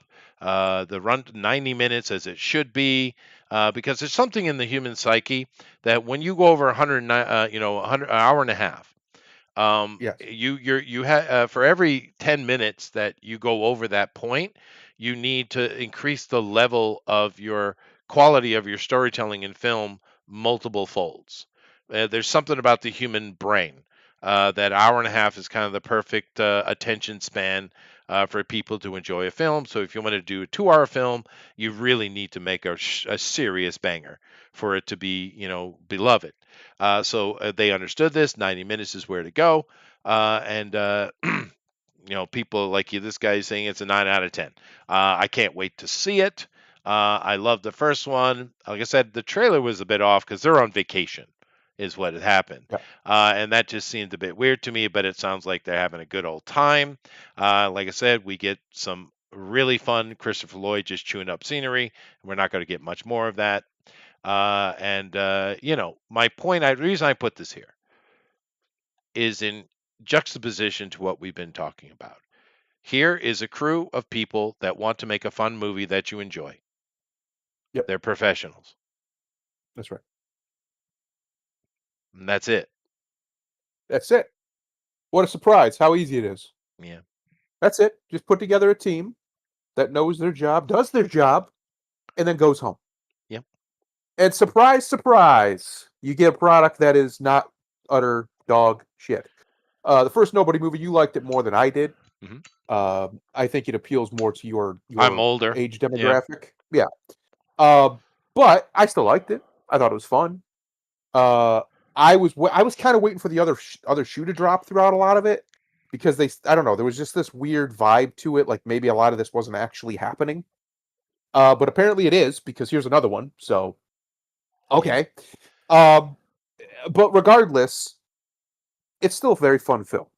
And I'm glad that these can still be made. These are the type of movies that we were spoiled on in the 80s and early 90s. And we don't really get a lot of them anymore. At least not good ones. So it's nice that we get to see one. I will say this, from what I've seen of Odenkirk in the second one, I don't know if he, I don't know, got a little thinner, got a little fitter. I don't know, but he looks better. The Yeah. problem I had with the first one is I didn't believe him. Yeah, but in a way just it was didn't kind have of that perfect look. though. In a way it was perfect. Which that was the way. point. Right. Yeah. That was the point. But for my brain was still, cognitive dissonance and like, but yeah, come on. He's not going to really be able to throw a guy through that bus window. You know what I mean? So this one, though, from what I've seen of it, he looks better. He has a little bit more edge to him. Yeah. So now I can Yeah. believe that he can pull off Yeah. the cruelty. Yeah. So I want to see it too. So we'll see. Yeah, We no, will see. I'm looking forward to it. But the thing with this as well is this, with the first movie coming in the second one. The first movie, what it was really about wasn't the action. What the movie was about, and I completely identified with this, because I used to be a professional musician. I never hit the big time, but I did successfully. I was a successful musician as far as being able to have enough money to do what I needed to do. Right. Right. And I gave it all up for my family because it was the right thing to do. And that's what you have here. You have a guy who is a professional, worked with the government. He's a cleaner. He's a fixer. And he gave it all up for his family. And he kills people for a living. That's what his job was. But he gave it up for his family, worked in the family business, and he was not the most happy, chipper guy because he wasn't doing what he loved. But he did it for his family's sake. And I and a lot of people, we understand this 100% because I myself have done it. That was the whole thing of the movie. Now, in the second one, he's back to doing the job that he loves. He's happy. But his wife's like, we never see you anymore. He's like, well, let's take a vacation. And of course, he can't even then get away from it, is the joke, right? Yeah. But that's not why I put this here. I put this here because here is a crew of people doing what they're supposed to do and trying to create great entertainment. And Yep. care is not that. Is the opposite of that. The other Right. thing. The other Now, thing.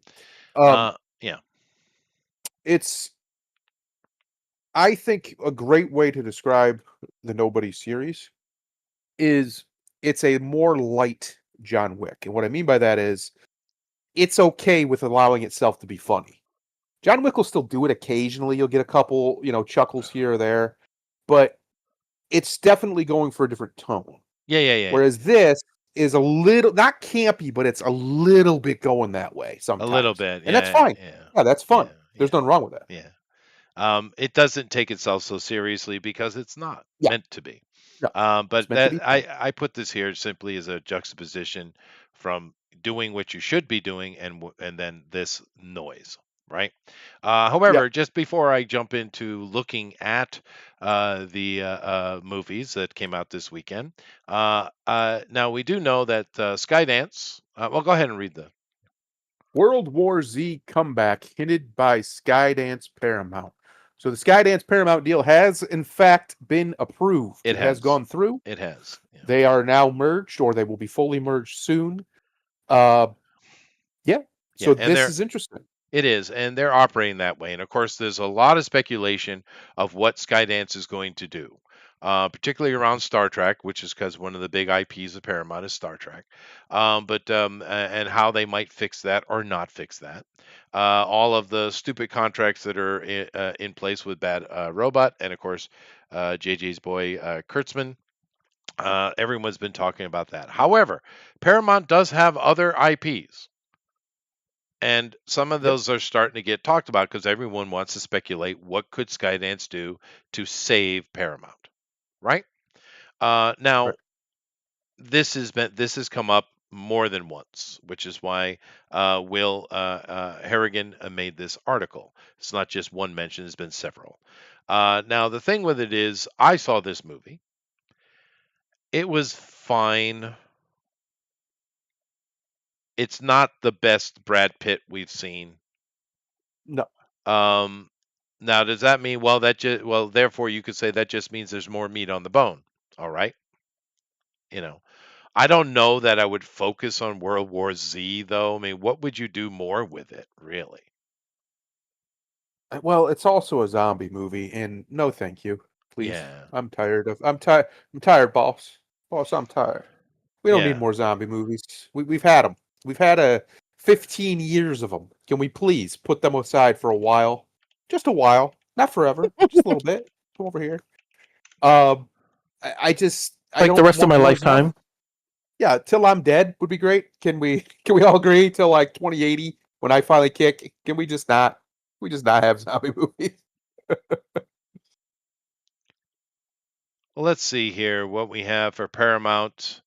Here, these are the best movies of Paramount. Okay. War of the Worlds, I guess. Not really. Interstellar, boring. Gladiator, of course, we just saw. Sonic movies are doing okay. Titanic was Top Paramount. Gun. I didn't know that. Godfather was Paramount. Oh well, there's something. The Smile, the first Please one was don't. great. Please don't give him any ideas with Godfather. Please, the Lord No, above, fair don't enough. let him do it. Fair enough. Fair Don't let enough. him do it. Godfather 3 already exists. Please don't do it. Yeah, I'm just seeing if there's anything they could really bust out with. Let's go to this one real good. Alrighty. So, of course, the Naked Gun series we've seen come out. It really didn't hit though. Interstellar, I didn't care for that. It was just boring, dumb. It's so we're being sophisticated. No, you're not. Fuck you, Nolan. Mission Impossible stuff. We know what's going on with that. Godfather, of course, I mentioned, and I shouldn't mention. I've been told. Pulp Fiction. Interesting. No, don't touch that either. Tropic Thunder. They couldn't make that movie these days anyway. Maverick was awesome. Terminator. Huh. That doesn't exist anymore. They killed that. Yeah. But I'm just seeing things what a new owner could take and possibly do something with, right? Now I think making a Mission Impossible series could be fun. Nice little Um, streaming series where the idea is he's in charge of the whatever it's called, Impossible Mission Force, I think is what it's called. right. And the IMF, and he's trying to find the next him because he's getting ready to retire. Well, That could be interesting. considering those last two movies didn't do all that well, Yeah. would that be a good idea at this point? No. Well, I don't know. A series would be a different feel. But I get your point, though. Running Man, they're remaking, it looks like they've completely missed the point. Looking at the trailer, Mm-hmm. yeah, it's unbelievable. The Sonic stuff has been doing its thing. I don't know, Quiet Place, guys. apparently. Uh, Star Trek. The only one that really matters is Star Trek. The rest of yeah, them, who cares? I mean, yeah. we're going to get another Top Gun Maverick or another Top Gun movie. That's already been decided. So, well, I don't know what it's going to be about, but it's going to happen. The only one that really matters so far, anyway, unless something comes out and surprises me, is Star Trek. And to be honest, it's the only one I really care about. It would be great if we could get another Dungeons and Dragons, but that's probably not going to happen. Fair. Star Trek needs a full back to formula, and by formula I mean 1997. Not a remake, not even a reboot, just a restart. Like, you had it. You had it. When we talk about amazing sci-fi television political drama, the best one, in my opinion, is Deep Space Nine. Of that Sure. scope. Sure. And that is what Star Trek should have kept growing into, was more of that tone and that tenor, and they drifted away from it for various reasons. And then JJ came along and decided to make Star Wars light, and completely abandoned everything that made Star Trek great to begin with. Yeah, they need to burn the shame. Kelvin timeline. They need to burn it. Burn that, which was the only good thing they did, is they separated the timelines. So that way they could easily go back. All you have to do is pretend, just move on, right? That didn't. Yeah. Who cares? No, that's fair. And they can go back to the OG timeline. Let's do it properly. Let's advance the story. The end of Picard, at least the last season. I don't know if they're doing another one. People seem to really like. That's an advancement of that timeline story. Let's use that as a jumping off point and make something new. Yeah, because they brought all the TNG guys back. Yes, well, they just had the TNG guys make it. Give it to that guy, the person who ran that season. Let's see what he can do. Give him the helm. Yeah. Because we know what JJ's boys can do.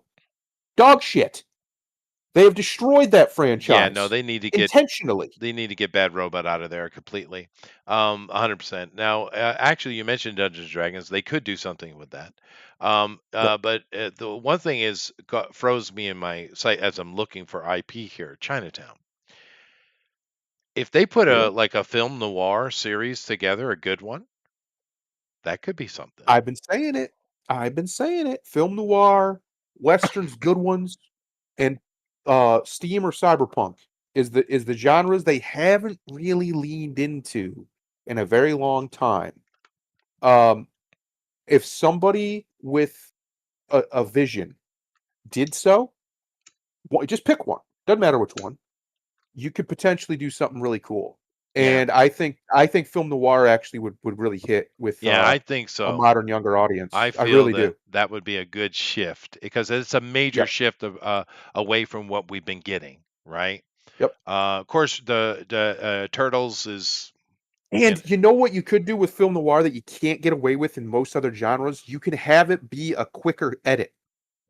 Because of the way noir is, you can do your long shots, but when you're doing like scenes with two characters, you can do fast edits back and forth between them because it builds the tension that film noir. The reason why it works is because it's supposed to be tense. That's the secret. Yeah. It builds that tension if you do it right, if you do it properly. If you do it wrong, then it just looks jarbled and chaotic. And it's but if you do it right. It's about it's a bit outrageous and kind of unrealistic in a way, without being supernatural. Hyper reality. Kind of hyper reality. Yeah.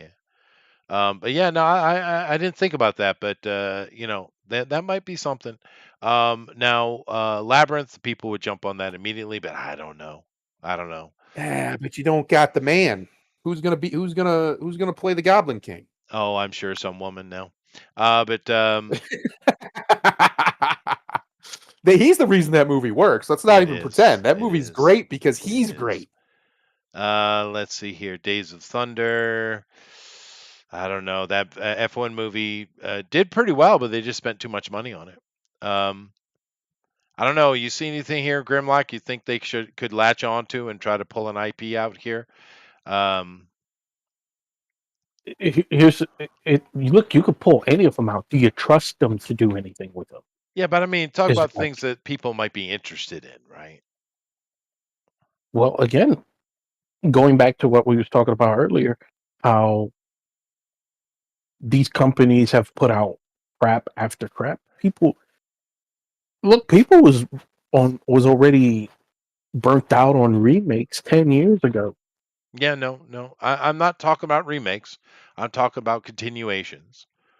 Um, yeah, I'm just going through their complete list here, and Again, who are you going to get to do the continuations? Because a lot of continuations, you're going to be missing key members, right?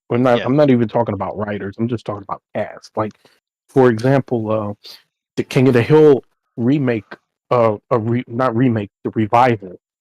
Look how many people, how many voice actors that was there at the show's original's end is not here now. You're fair. missing a significant portion of that cast. I And never King watched of it. the Hill, well, all right. So the voice actress who played Brittany Murphy, who played Luann, she's gone. Tom Petty, who played Luann's boyfriend, he's gone. The voice actor who played Dale Gribble, he just died not too long ago. And there's one other voice actor from that crew that passed away, and that show wasn't even gone from the air that long. You're talking about bringing back IPs that are even older than that as a revival. Most people don't want to see remakes. So if you do a revival with most of those people, for whatever reason, aren't here, who's going to want to watch it? Yeah, yeah. Roger says, "How about continuation Total Recall?" Well, there was a TV show where you had a cop that was going around dealing with crimes inside the technology of Total Recall, and it was all right. It was just really low budget, so there are things you could do there. That is fair, but I get your point. Of course, we got Apartment 7A, which is a Rosemary Baby thing. Um, yeah, I mean, Terminator has been played out, dude. I don't know. I don't know. But original ideas would be nice. But we know how difficult that is. Um, yeah. And a lot of the stuff that you would instantly say, "Oh, do that," it's been played out, dude. Um, Terminator's been played out. I mean, so heavily. They've they have totally screwed the pooch on Terminator. Like, Yeah. Mm. Anyway, it also I forgot how many film franchises are especially one-off hits that Paramount has had, dude. yeah, We forget that Paramount has been a big player for a long time. But yeah. anyway, Like, how could you do? How? Why would you even think of doing a sequel to Pulp Fiction? no, that's true. And I And know once again, somebody World has War. floated that idea. Yeah, but that's stupid. Just like World War Z, I don't know that that's the way to go. I get Brad Pitt, but if you want to do something with Brad Pitt, do something different. I guess the answer for Skydance is create some original content. If they could come out and they could really start putting some fun original content down where no one else is doing it, they could find themselves in the lead of something. What they could do is go look toward the indies because the indies are the ones that are doing that. And every year when we see some of the good movies that come out that year, it's from indie developers. Maybe Skydance should be going looking in the indie, field and trying to take some of that stuff up and say, hey, why don't you guys come up with a bigger budget and let's see if we can't make a banger here. But Well, you they're know, not going to do that because they just had a merger, and people tend to forget one thing about mergers is um they're going to cut a lot of fat, and they're going to do things that are safe for at least 5 years. yeah, probably true. Yeah. Maple So, Sheep. Go and ahead.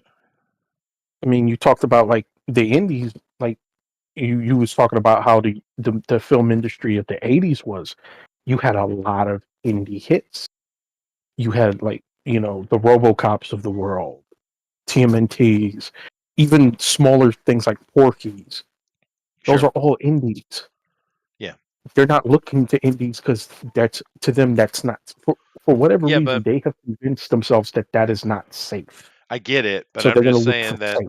that could be an avenue to success for them doing something different than the rest of the herd, right? Oh, I agree with you. Yeah. It'd be nice if they did, Yeah. but they're not going to. Yeah. Now Maple Sheep talk about Major League and that they might be able to do something with that. I don't know. Baseball's not that popular. Um, yeah, I don't know. But I don't know that World War Z is the choice. I get Brad Pitt. I get it. He's a moneymaker. But people are very zombied out, dude. We really are. But we'll see. It'll be Yeah. interesting to see what Skydance does over the next few years because more than likely what's going to happen is what Grimlock just said. But anyway, let's go ahead and take a look at our movies that came out this weekend. Now, we just Wow, look at Weapons go. That's pretty good. Weapons has been put forward as that's a pretty good little horror movie. And it's made 70 million, and I bet you it's already in the black, Yeah, it's right? got to be I right. It's just bet a you it horror is. movie. They're cheap to make. Yep. Um, and it probably will hit double that by the time it's done. Oh yeah, So this is yeah, probably they're probably doing 300, all right. 400 million by Yeah. the time it's all done, with merchandise, not merchandising, but streaming and Blu-ray and all that kind of stuff, digital. But And according to Booster, he was in the chat earlier. I don't know if he's still in there. When I said something about movies not awing me, not wowing me anymore, he said the ending to this movie wowed him. oh, that's So cool. he's seen it. That's Yeah. cool. Yeah, that's cool. And like I said, it's being praised as a really solid little horror movie, and it's already getting paid out for it, so that's great. And of course, Freakier Friday, I guess, came out. Did I even pay attention to it? Why would anyone this now 43 million dollars for this little Disney movie? Who knows what kind of price tag they put on it, but it should be mega cheap, right? Um, and but who the hell cares? It's Women. literally Jamie Lee Curtis and Lindsay Lohan switching bodies. Who cares about Freaky Friday? I mean, Jesus, dude. Women. Well, yeah, women will go watch that. This is a body swap Um, story, by the way. Yeah, yeah, Yes. but women will go watch that. yeah, maybe. Now I want to see what nobody But did. Ooh, going back to what you were saying just a minute ago, those horror movies might help Paramount if they go that direction that's because true. those are cheap That's true. and they're safe. They are. Most people kind of I lean back on horror movies in that regard. A lot of times when companies are hurting, they lean into horror movies. Now, this is ridiculously sad because that's 7 million opening weekend. Now I know the weekend isn't completely over for you guys, but holy dude, that is very low. That is very low, especially seeing as all the critique I've seen on it is very high. People are like, "Oh, it's great." What the I hell don't know is why they that? put that out. Why would they put that out now? That was stupid. They should have put this out in the fall. They would have made more money. Guaranteed. Well, They'd Yeah. at least brought in 20 million if they'd have put it out in the fall. Well, isn't this just the same problem that the F1 movie just had? Well, Yeah. no, Why they are you made putting it out money on now? F1. Generally well. Yeah, but I'm saying it was well regarded, but it could have made more money had it been released in a Released different somewhere else, period. maybe. Yeah, this is $530 million. I mean, 270 million dollars, which should be a happy day, but we know they spent 400 on it, Yep. right? But maybe a bad release thing, but nobody. That's very low, dude. That's very low. But Well, it's it's also not even a full release. It's only in 3,000 theaters. There's over right, 4,800 theaters and in America. because it is being praised, just like Weapons was. Maybe next week it'll have some legs, hopefully. because that's a shame. Let's see what Fantastic Four is sitting at. Yeah, no, they lost big time on this, dude. Jesus. Yep, it fell off Um, hard, yeah, it super did. hard. Let me check this So Naked it Gun. so it fell off an additional 44% from the week before. It Is did, is yeah. that That's what not. that's I the mean, correct? Naked Gun's been out 3 weeks. That's probably made money, bro. I They don't can't. know, How much dude. did they spend on a Naked Gun movie? It's at 40 mil. I mean, come on. How much did they spend? Yeah, maybe. Let me see here with Cooley. Cooley, is this like the Cooley or something different? I have no The idea. delves into a man's relentless quest for revenge since youth, driven by righting past wrongs, shaping his very existence. Well, that just sounds boring. So okay, fine. Shin Godzilla has been re-released. It's a horrible movie. I don't know why the Western people just kind of glommed onto that because it's really bad. Let's see here. Because it's Godzilla in the title. Yeah, I guess, but that movie was super political. The problem is people love the Godzilla, like Godzilla Zero or Zero One or whatever it was called, Minus and one. minus one. I'm happy that it made money, but as far as someone who actually understands and watched it in Japanese, the acting is god awful. It's god awful, embarrassingly bad. It's so bad, dude. I mean, Gal Gadot looks like a freaking Oscar winner in comparison, right? But yet people in the That's West fine, but loved we're it. not. Yes, because we got Godzilla. We wasn't going there for Yeah, the people. We could give two true. fucks. Well, You fair. look. You could have had Marlon Brando, fucking Philip Seymour Duncan in the fucking movie, and nobody would care. It's like, is Godzilla out here yet? Yeah, and they did a great job with all the special effects and pacing and music. It with all that was awesome. And it's just the acting was so bad. But That's why the go ahead, last Adrian. two. That's why the last two releases of the Godzilla movies in the American type was better than they had been previously too, because they focused more on the monsters. They went. Yeah, it's Nobody's the gonna. Transformer thing too. Yeah, same thing. So I think the idea of focusing on the Paramount horror movie monsters would be a good idea, but let's not do it the way they tried to do earlier Yeah, in the maybe. Yeah, I don't know. People gave him a like. lot Let's of not do the flack though. Mummy like they did with with Tom Cruise. Did Like you? let's Yeah, but bring it did back to the original gothic horror versions of these monsters and give us some true, like, maybe Eggers like style horror.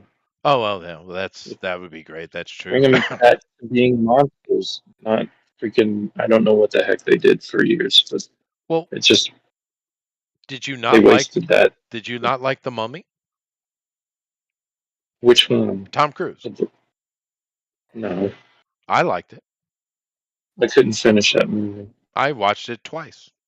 How because about it wasn't. It wasn't like. I don't know. well, I know a lot of people agree with you, not me. You Yeah, know, that movie was horribly panned, but I didn't get why. It basically followed the original movie to a point. to a Um, point. to a point. How about Dracula Untold? I did not watch that yet. Um, I don't know. I heard it wasn't that good. I liked it. Once again, it's not Dracula at That's all. the problem. But If you're but I going to a Dracula movie, you want Dracula. That's fair. But I enjoyed it though as something different. But I get the argument. East of Wall, this is made no money whatsoever.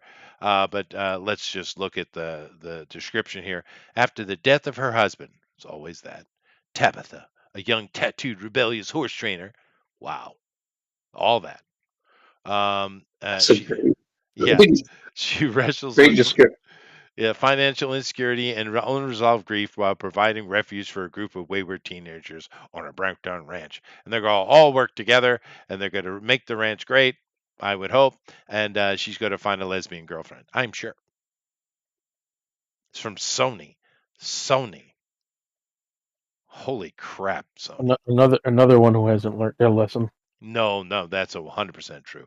Witchboard. Now, this is from Atlas, so it's going to be very low budget. We talked about this a little bit before, but boy, howdy. Now, this didn't open in many theaters, but that's not very good money. It's kind of unfortunate because Witchboard was a bit of a B hit in the 80s, right? And this is obviously a reboot or a remake or something like that, but I guess it didn't care at all. And what else we got here? These things have made no money whatsoever. I'll just look at them real quick. I mean, goodness gracious, $20,000. New Zealand thingy. No one cares about you, Booster, at all. Okay. Wow. Hold on. This is animated, and it's the life of a young glassblower in training. Oh, that's riveting. And it only opened in one theater. Why would you make that? It's weird. Oh, But this God. is only 1/3 a theater, but it made a little bit more money. During COVID-19 lockdown in 2020, two married couples quarantined together in a country house, leading to rising tensions and revelations about their relationship. They're all gay. That's probably what it was. Anyway, not a lot. This was not a big opening weekend for anything, and nobody made no money at all, dude. Jeez. That's painful, man. I hope it does better next week. I really do. Or But you can use the pun. Who watched it this weekend? yeah, no, nobody. Yeah, I get you. But the two bangers made some money. They're going to lose money because of their costs. And Weapons is the only. Maybe Weapons is going to be the big success of the summer. Maybe. Could be. Yeah. Could be. It looks like it's doing well. And I like I said, I've heard nothing but good things. Yeah, I've heard nothing but It's an things from interesting people. idea. It's not unique. We've had similar ideas to this, but it's an interesting take on it from what I understand. And why is it called Weapons when it's about kids disappearing? That alone is intriguing. Right? Yeah. The name. Well, I don't want to speculate about it, and I don't watch too much review on it because I want to watch it. So Yeah. When I get a chance to watch it, I'll talk about it, just like with F1 and Superman, and I'll even watch Fantastic Four. And maybe the greatest sadness of the summer is going to be Fantastic Four, because that is losing crazy money. You say sadness, but Pedro failing is always a good day. Yeah, but he did. I was there. He prayed for it, and then it happened. Sure, but it sounds like from all the reviews and stuff we're seeing that it is a much better movie than Superman, and it has generally. I have a hard time believing that. I have a hard time. So do I. James Gunn. But I'm willing to go check it out and make my own decision. And when all this stuff comes on the digital and I can get it on the finished databases, I will watch it. And we'll see. But maybe in the end, Weapons is going to be the big hit of the summer. Maybe. Good. That'd be great, actually. It could be interesting to have a dark horse come in and be like, hey, look, you don't have to be formulaic and stupid. You can actually make something cool and people will watch it. Yeah. And we talked about the movie and the maker of this movie, and this is Warner Brothers, so it's not like an indie or anything. Right.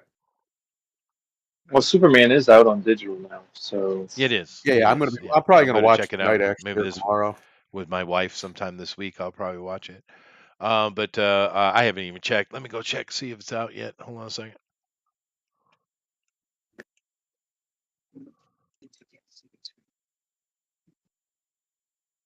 Dead air. Someone talk. Oh, I'm other sorry. than me. Yeah, other than you. All right. Thank you.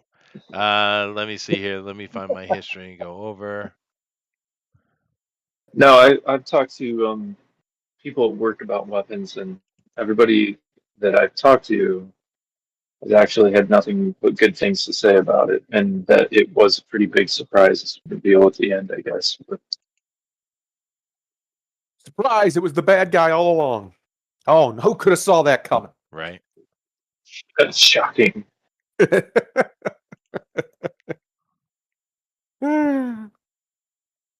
Let's see here. Well, I'm with Grimlock on that. I wanted Fantastic Four to fail. Hmm. Not because I don't want a good Fantastic Four movie. I've had one. One. It was okay. The first one was all right. Yeah, it's decent. But because I want Pedro Pascal to fail. I want him to fail so Yeah. hard that they never cast him in anything ever again, and he ends up working at a Wendy's. And Yeah, not a good Wendy's, there's a lot a of bad one. Pedro fatigue, there seems. But I'm Yeah, it's sitting not even here. fatigue at this point. I hate the motherfucker. Well, If bad things happen to him, I would celebrate. yeah, he is unfortunately not a great guy. Weapons is still in cam. I'm over here on the finished databases right now. What is dropped new? The new Mission Impossible is on HD. New Superman's dropped. Alien Earth. Smurfs went right to digital. The new Wednesday is out. Jurassic Park is in digital now. Okay, the new one. Yeah. Let's see here. Let's see. 28 years later has dropped on digital. How to Train Your Dragon has dropped on digital. Megan is now on digital. Megan 2. 5 Ironheart. years. Yeah. 5 years, and you won't have theatrical releases except for giant movies. Yeah. They just won't Yeah. happen anymore. Yeah. That's my prediction too. There's no reason to. It's look at the money. Why do all that? There's so much that goes into a theatrical release. So much work on the back end. Why do it? You get the money's not there anymore. Yeah. The money is going to be in streaming going forward forever. I mean, you're looking at look at we didn't talk about it today, but WWE just signed a deal with ESPN to, and I'm assuming Disney, who owns them, to put their, I believe starting next year, the year after, to put all of their pay-per-view events, their PLEs is what they call them now, on their new service that they're launching, ESPN's new service that's launching. It's, I believe, if you want just the service, I could be wrong, but I believe it's $30 a month. $30 a month just for the streaming service. Wow. Holy dude. They paid them almost $2 billion for the rights. So, yeah, that's a lot of money. That's a lot of money. Yeah. And The a lot money's of there. a lot of the indie stuff tends to drop right on digital in the beginning as well. So those things are usually accessible. Nobody, which just dropped this weekend, of course, is not digital yet. Nobody. So let me just check the chart on just movies itself. That's an interesting move because I know a lot of people that don't have ESPN have been very I'm not going to be able to watch them anymore. The events on Paramount like they have been. On Peacock, that's the only way I've been Peacock, that's what it is. That's the only way I've been keeping up with it, and I'm kind of disappointed to hear that because I'm not buying ESPN for that. No, especially not for $30 a month. That's outrageous. Not $30 a month. And a lot of those companies that take the old movies and fresh them up nice and clean and drop them on Blu-ray digital stuff, they drop digital right from day one as well, right? Yes. So there's been an absolute glut of old movies being dropped. So these companies are in overdrive right now. That's where the money is. Well, they want to digitize everything. Yeah. We need old movies dropped because there's a lot of them getting lost because they're just ignoring. Yep. No, that's true. I'm looking at a lot of them right now on the database. But yeah, there's not a lot. There's not a lot new that would catch my attention. Well, actually, I like a lot of this stuff. That isn't Superman. It is in full HD on the databases. So, very nice. Anyway, let me come back over here now. Awesome. Interesting day. We had a very long conversation. And we did kind of cover the absolute chaos. What a wonderful day. But the difference for me comes down to kind of this, and I'll let you guys give you closing comments for us. Is professionalism is the word for the day, and I wish I put it in my. I wish I thought about it and put it in my highlight statement that I do every week. Professionalism, because when people are being professional and it's a team working together to produce entertainment, we get good stuff. When we have all of these talking heads and various people sticking their neck in and causing all kind of issues and all of the drama and stupid nonsense that has nothing to do with entertainment at all. We see this constant consternation for the public. And I really wish someone would listen to Johnny Carson. Please. Anyway, that's all I got. Would be nice. It would be nice. What do you got, There's a Griffin? lot of people from back then they could have listened to, but they Yeah. won't because Yeah. of Yeah. the weird dogma they have put around those people. Yeah. Well, I mean, my point with Johnny was, I mean, I'm sure he had his opinions. I'm sure he was a liberal. I mean, he's a California guy. But he was like, look, dude, I'm making entertainment here. We're trying to send people to bed happy and excited for the day. I'm not here to talk about those things. I'm here to make people happy. And a lot of people these days have forgotten that. Do you have anything you want to add, Adrian? No, I agree with you. I feel like there's been a lot of lack of professionalism, and Yeah. for that matter, the old guard teaching professionalism, it seems like, has become a thing that has gone out the window as well. Yeah. There's like not much reverence for the past anymore as far as Hollywood goes, and I would say most of that probably has to do with feminism taking over. Yeah. No, Um, it has been harmful. I do want to touch on the idea of the genre that you were speaking of earlier of film noir. I do think that that is a genre that could be brought back. I think the younger people are so The more modern unfamiliar. Well, they're so way. unfamiliar with it that it might catch their interest, is my point. Well, the same thing happened in the 80s for a while, right? Yeah, it did. We had neo-noir. Yep. And noir had not been a thing for a very long time. Very long time, yeah. Yeah. I just thought when I saw the Chinatown thing, I was like, oh, that's something that the young people don't know anything Well, about. that's actually a great example because Chinatown was kind of that start of the rebirth of noir Yeah, in the the 70s. Yeah, you're right. 100%. But we got a lot of stuff like The Shadow was kind of a film noir return, and there were a ton of things. We also had the what was that one with Michael Douglas? That was a Black Rain. That was a film noir. Yeah, that's actually another good point. Actually, so The Shadow was noir, sort of, but it was also pulp, and there was a bit of a That's true. period of time where we were getting pulp stories too, and I think if done correctly, we could probably bring those back as well.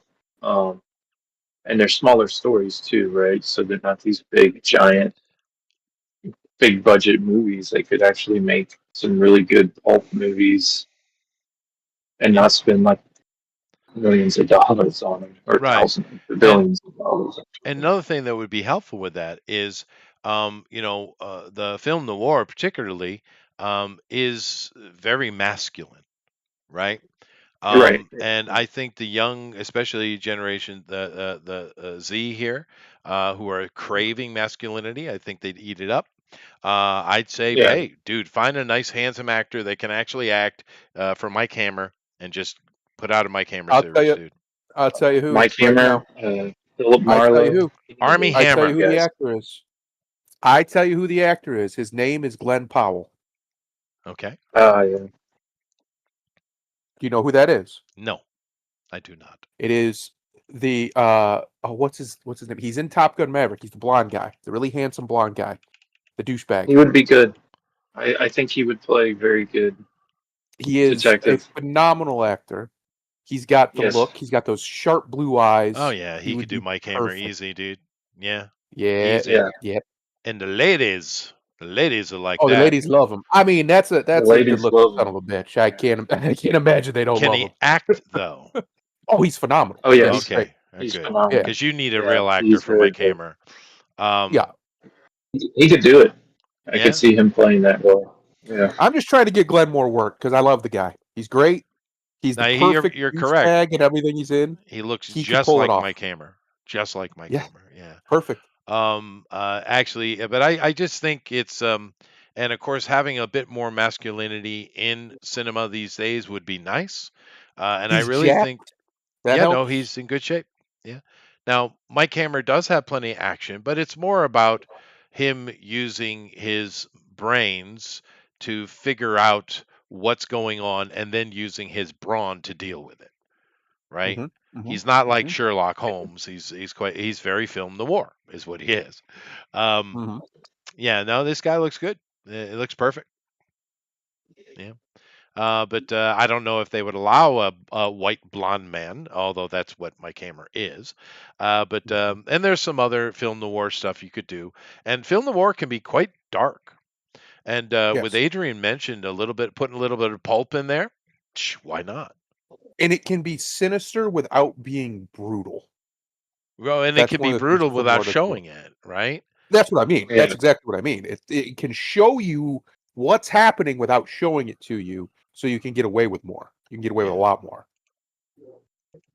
I mean, what was it? Well, the reality is, Go ahead. we really should return. The reality is, they need to return back to form. Stop doing all the crap that they've been doing for years. They need to go back to the basics again. No, I 100%. And And of course, this is Mickey Spillane's stories, and there are right, there's many people. Stacy Keach, of course, is beloved as Mike Hammer, but that was the revival that Adrian was talking about. We have, Rob Estes and other people who played him in the past, and there's some great ones. Stay away from the what was that movie? The Long Goodbye, is it? I think that might be the one you're talking about. Yeah, The Long Goodbye, I think, is it is a Mike Hammer movie, but it's a I hate you, man, and noir film. I hate you, lefty movie. Don't make that crap, Yeah, please. Make a full on film noir. But nevertheless, and thank you all for coming in. I do appreciate you guys. Of course, in a couple days, we'll be continuing with the guys other than Grimlock here, playing our characters in Dolmenwood, having fun with that. But we'll see you next week, and we'll see if anything interesting happens this week, because every week it seems to. Nevertheless, Thundero, dude, take us out of here, man. Let's get out of here, ladies and gentlemen. I'm going to do one I haven't done in a very long time. Mastery of one is excellence in many. Namaste. Later, everybody. stay.